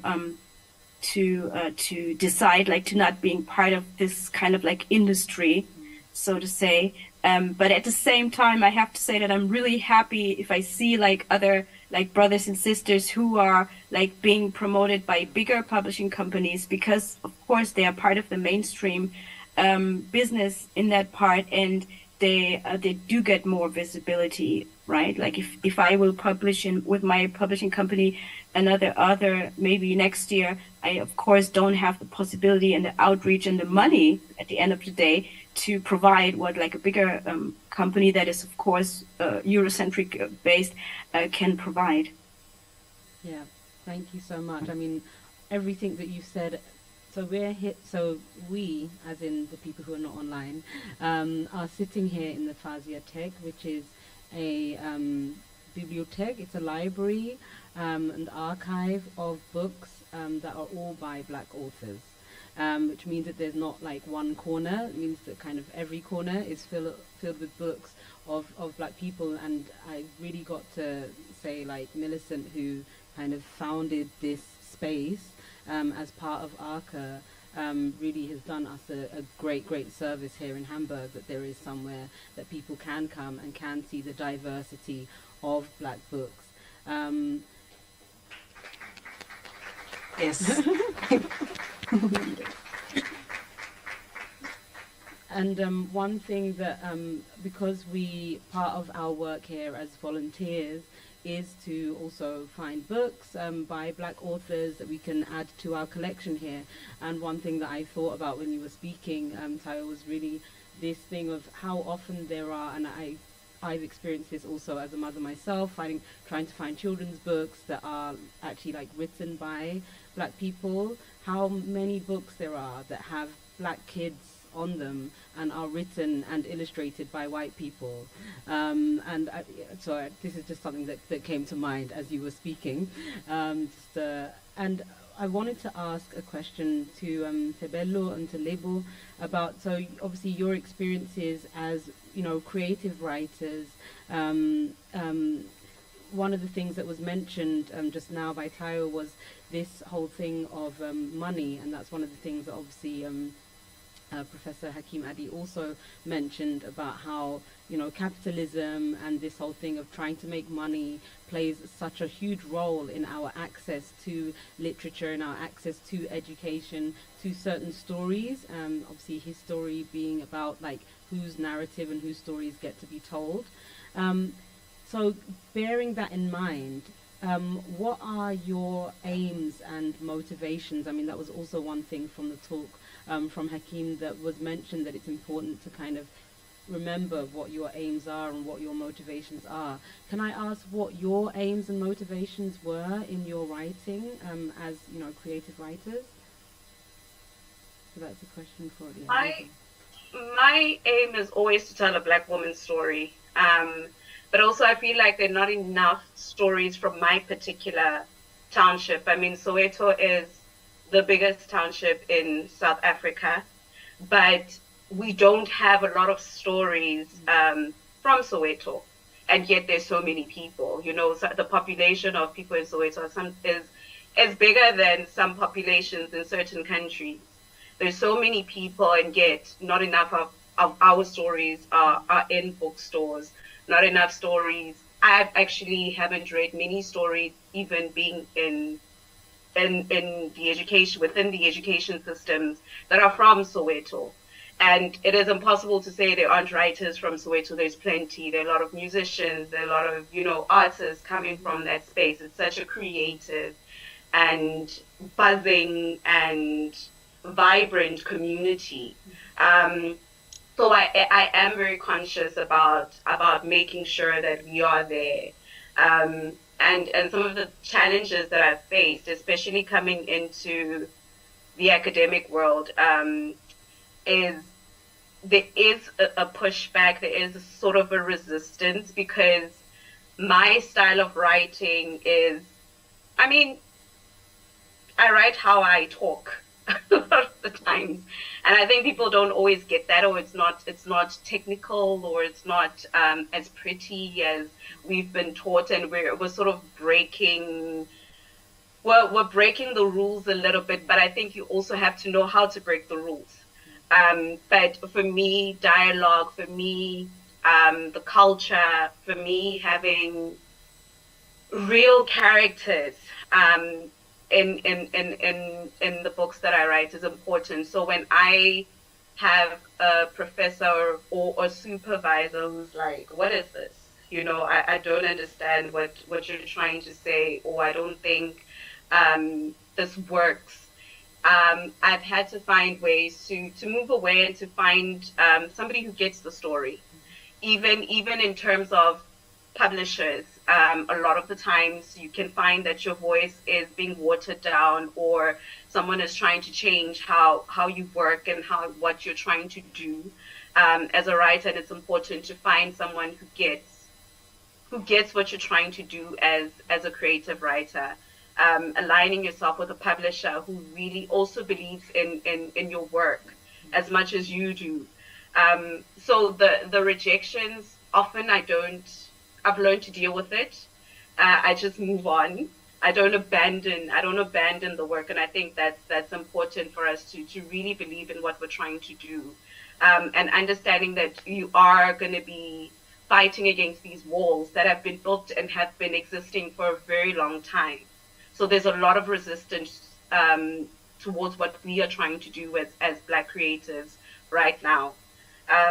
But yeah, my thing is really making sure that we are represented as Black women, because there's so many of us, and it's not always I know even with stories around the township, it's always the poverty, it's always the racial issues that birthed these communities, but there is just so much more to us as Black people. There's so much to our experiences, and I think you were speaking about pre-colonialism, like who were we before that time? We're organized people. We were building, we were thriving, we were very cultured, a very rooted kind of people. So we have to also understand that we're still those people, and moving away from what apartheid has done to Black people, but also realizing what we've built beyond that, what our communities have become after, in the past. With South Africa, it is in the past 30 years. What have we done with the scraps that we were given?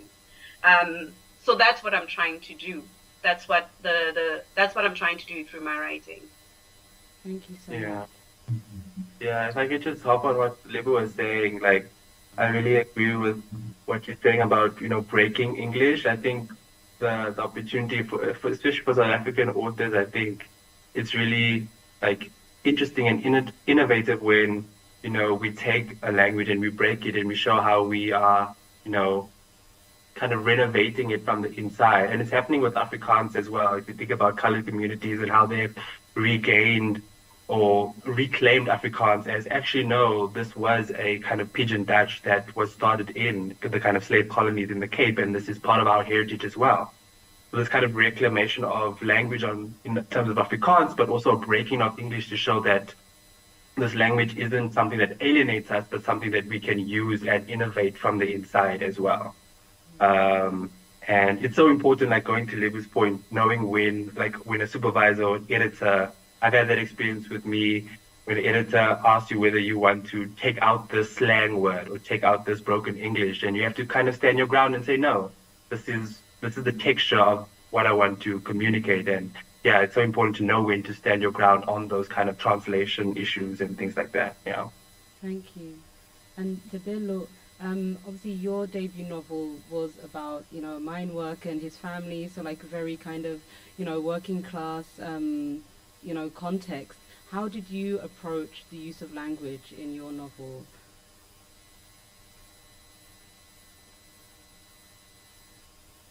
Are you asking me? Yes, I'm asking you. Sorry, I lost audio there.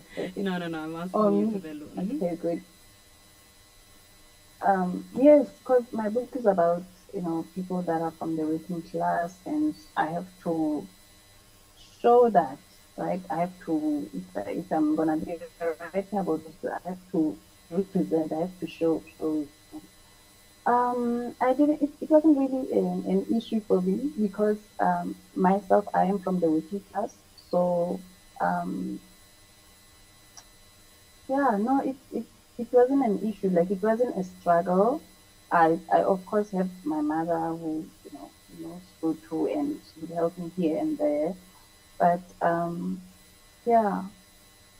I also agree with everyone, Lebu and Jared saying that we need to, with regards to using the English language in a way as you are inventing, and also to continue to tell our own stories. That's also my aim. To tell my story, like of our people, of how they are, and continue to go beyond the usual stories, but like even if you do incorporate it in a way that you sort of go beyond, you become more creative. Like that's my aim. Like I want to continue just experimenting and testing myself, my creative ability when it comes to storytelling. It's very important for me. Yeah. So, and also I don't want to put myself in a box per se, like to say, okay, I'm this type of writer. I'm a storyteller, and that's what I love. And I just I want to see what other things can I do within this. And did I do them well? Like you were saying with the language, like how did I navigate that? No, it wasn't any, it wasn't any struggle. Like it's who I am, basically, right? So there was nothing to struggle about. Yeah. Thank you very much. We're coming near to the end of our discussion now, so time's gone super fast. Before we end, I do have one last question, and it would be great if maybe everybody just said, a line or two or a couple of things to answer this question. And basically, we have been speaking about a lot of the different issues in terms of, the different values that are coming from either white educational institutions, from, publishers that are, Eurocentric, in a society that is still very much, shaped by Eurocentrism, neocolonialism. And the question that I have to all of you, which is very much also connected to, I think it's obviously very similar to the first question I asked, and is very strongly connected to what Professor Hakim Adi said about basically from the perspective of being a historian, you have to be an activist. And from what I've heard from everybody who's been speaking here, it's really that you have come with a lot of values in terms of, okay, this is what I want to achieve, or this is who I am, this is what's important to me. So given all of the different kind of, situations, the landscape that there is, my question is, how do you stay true to your values, and how can we change our roles within these institutions, from how they are now? How can we change them? I think that the second question is the actual question. Sorry, so I'm just going to repeat that again. It's basically wanting to know, how would you say that we can change our roles within the institutions that we have mentioned and spoken about today, as writers, educators, activists, and people? I'll actually say who should go first, otherwise it's going to be a mess. Sabila, would you like to go first? I would say how we can change our role would be, okay, so I'm not an educator, but if I were like to be part of the educational industry, no matter, I don't have to have like a big position or a strong position. I would say like in every role, I think one has a voice. And as my colleagues had said, it's all about like gathering people who have similar values with you, and and I believe that a change will come out of that, no matter how small it is. We all have to start somewhere. So I would say that, and in staying true to myself, I love writing African books, I love writing African literature, and so I'll continue doing that, as well as also to uplift my I'll say aspiring authors as well, by like being successful in what I am doing. So because I really want to see more of our books, our voices being told, because we have such a rich history, and it's a shame if only a percentage of books are just Black African books. So I want to see more of that, especially in South Africa, where the majority are African people. So I want more of that, and I believe that we Africans are creative in general, whether it's through music, writing, poetry, any other, and I want to see more of that. So I want to see myself in a position where I'm able to influence others to stand up and put their works out there and write, by looking at me, and even from the little position that I'm in, I want to be able to influence, right? Because there's a quote, I might not say it like accurately, but there's a quote by Dr. Miles Monroe saying, it's something I think he said something about the richest place in the whole world is not the gold mines in South Africa, but it's the grave. That's the richest place in the whole world, because this is where people die with their gifts, their talent, and they take it to the grave, and it's a shame. So I want to be in a position where I want to just inspire and influence Africans in particular to rise up and just put their works out there. Thank you. I've gotten goosebumps. I'm feeling inspired. I'm going to go away and write now, so thank you. Tayo, moving on to you.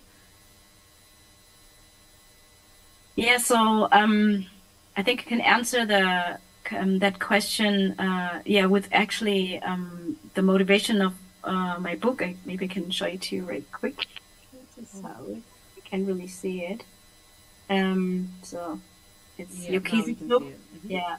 Jek Duitrin, 5 in Berlin. And the first line, Jek Duitrin, actually means 1, 2, 3 in Romanes. That's the Romani language.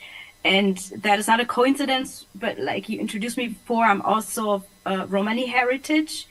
And so the thing is that if we look at the situation in Germany, Romani and Sinti people are part of this society since like over 600 years, almost 700 years. But at the same time, there's like a lot of like invisibility. People are not like being like included. This means that they're also not part of the like narrative when it comes to books or any other kind of media, even though they do get mentioned, but usually in a very, very negative way. So I realized that there were no children's books that actually represent Romani and Sinti children, which can also be Black, by the way, in a positive, strong way, right? So if they actually were mentioned before, it's usually like a side character that has some kind of a problem or criminal background or something whatsoever. So I just realized like we need, like the children actually need a book that gives them like a positive representation when it comes to the children. And at the same time, I just knew that also from my educational work and political work for many years, that there are so many books, TV documentaries, whatever, all kind of, even like academic work that talks about Romani and Sinti people. But this is actually by people of the majority of the society. So this is by white people, right? So I just realized that we have to change the narrative, and this idea or this kind of like perspective also comes from me being part of Romani Pen, the feminist archive in Berlin, to like being able to change the narrative. So I was like really fed up with people writing something about us.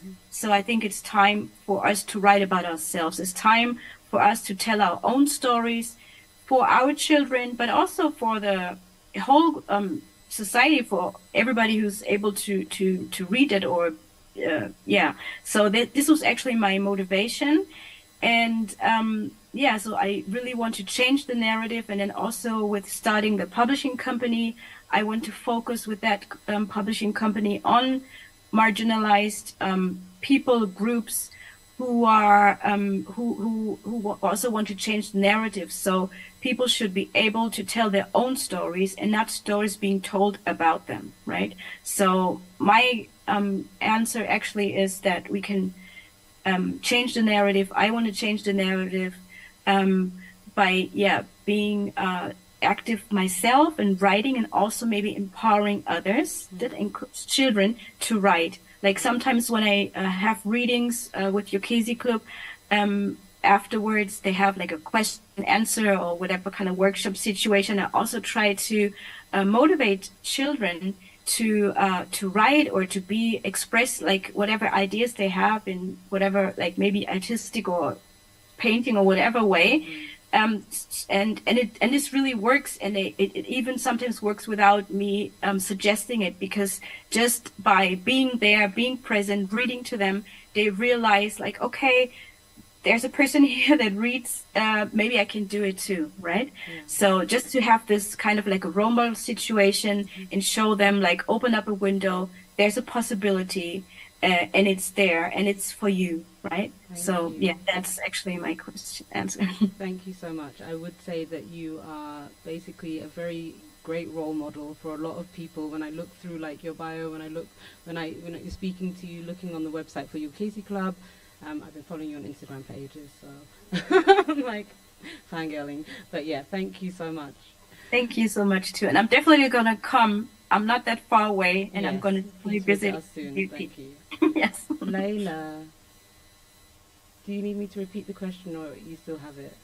I think I still have it. Okay, great. It's back there. Yeah. I think what I did just want to reiterate is, remembering that we are the default, because there's this idea, like I think like Tayo said, where you go into a bookstore and you're in the corner, there's a you section, and everything else is the not you section. And in our creative work, in our educational endeavors, whether you're the educator or the student, remember that you are the default, and everything else is going to fit around you, and it's not you that has to accommodate.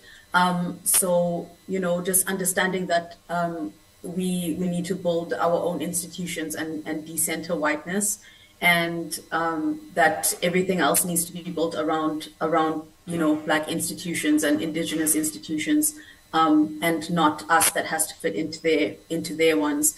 I think that would just be the core takeaway.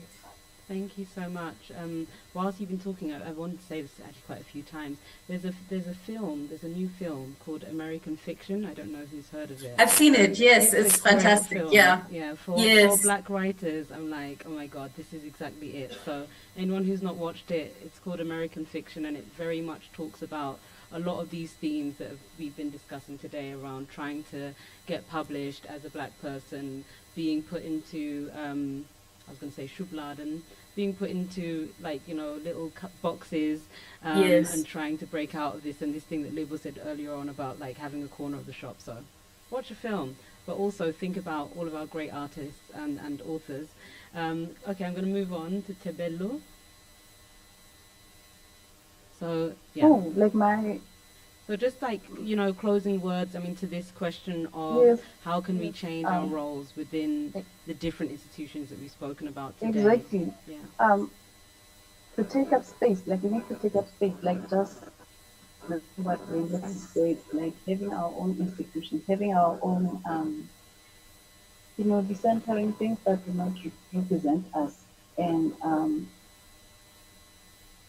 continuing to raise and show the value of our indigenous languages or indigenous ways, or how things were before, pre-colonial times and so on. And yeah, and just to also add on to Tayo, I like the idea of having your own publishing company, and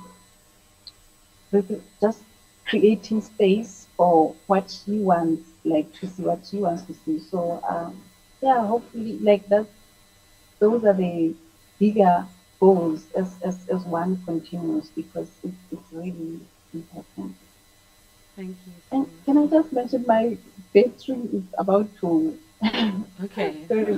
The phone keeps saying that it's overheating, and so now it's so low, but I'm hoping, like, I don't want to just leave out. Yeah, so in case it just closes off, just know that it was because of that. Yeah. Okay, thank you so much. In case it closes off, massive thanks to you. You've been amazing. Label, moving on to you. I think I'll reiterate what Prof.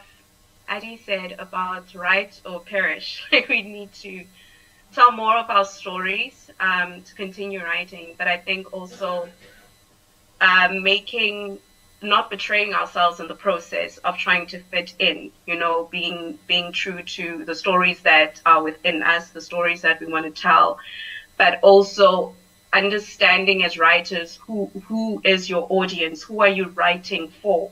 So the people that you're writing for, ensuring that your books are accessible and they can follow and read and find them engaging. It doesn't make sense for me to say I'm writing for a 12-year-old girl in Soweto, but then I am using Shakespearean language. I know that's a bit of an exaggeration, but it needs to, and you need to understand who is your audience, who are your readers, who are the people that you're trying to reach. So making these stories accessible, making these stories simple, relatable, current, and modern is important. But also I think there is an issue, especially in Black communities, of books being accessible. There aren't a lot of libraries, there aren't a lot of bookstores within our communities. So festivals like this are important. I know even within townships, they are trying to bring, a lot of Black people are playing their roles, a lot of writers and creators are playing their parts, and I think I need to also, I'm being challenged right now to ensure that we're getting these festivals out there. We are making sure that we're bringing the books in, because it doesn't help for us to be writing and saying we're writing for, us and our communities, but we can't, our communities don't have those books, don't have access to those books because they're expensive, or there's no library, or, I think also just knocking on these doors, these government institutions is also very important, because they need to play their part. We can't just be separate from them as creatives. We need to find a way work with government institutions to make sure that these books are there and available, and affordable also,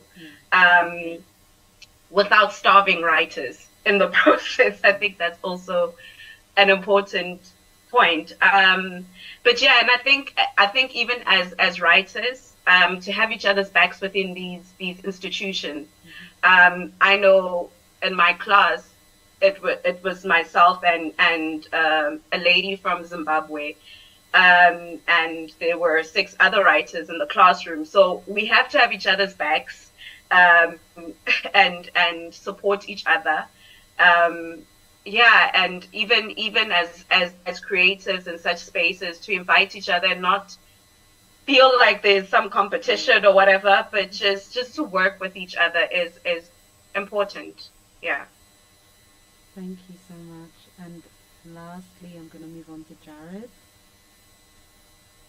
Thank you all for this wonderful conversation. First of all, I think just to sum up, I think social justice alignment, where you are, aligning with the values, whether it's in the academy, in the school, in the classroom, and then like what's following on from what Dr. Adi said about not just working in the academy, so like at picking up invitations sort of at book festivals to organize workshops, even creative writing workshops, which could also feature multiple creative writers working together to teach kind of high schoolers, for example. So doing those kind of workshopping things that are outside of the academy, but that stoke the kind of creative spark in young people, especially, or in any age group really, that's interested in the creative writing process, in telling different stories as well. So taking up those workshop positions, again, echoing Lebu, you do it, but obviously you don't want to starve yourself and not just do everything for free, but there's also a kind of philanthropy in going out of yourself and going into those communities and doing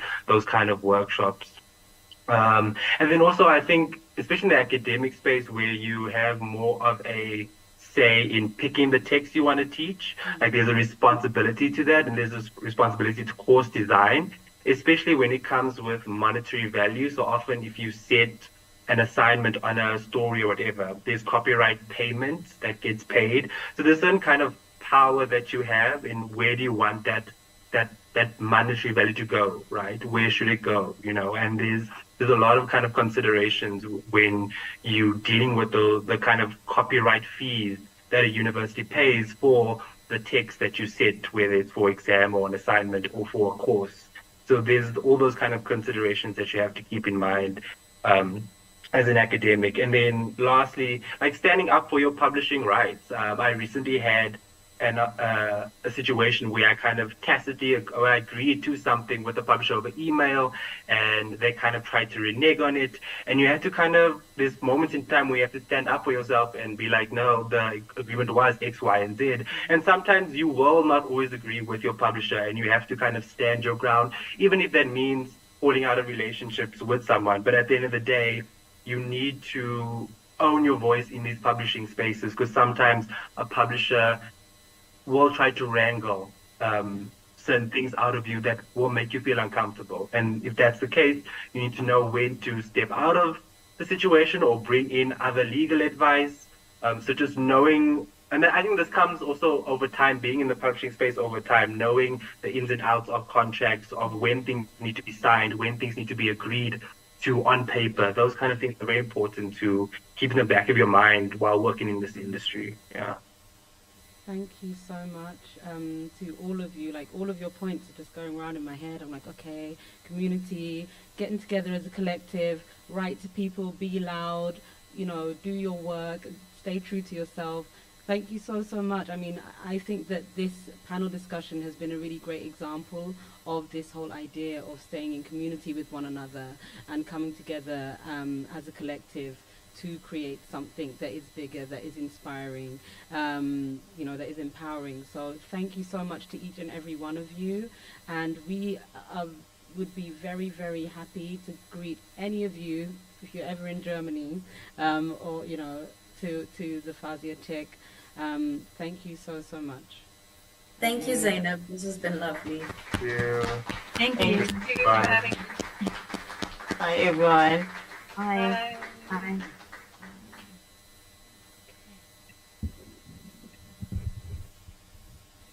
Thank you, Zainab. Thank you very much. I want to inform you about our reschedule of our day program. But before doing it, Hakim, you would like to say something, please. I wanted to make an announcement, but half of my audience has disappeared. Yeah, so can you get them back on again, please? They've probably all gone to get their lunch now, or dinner, maybe.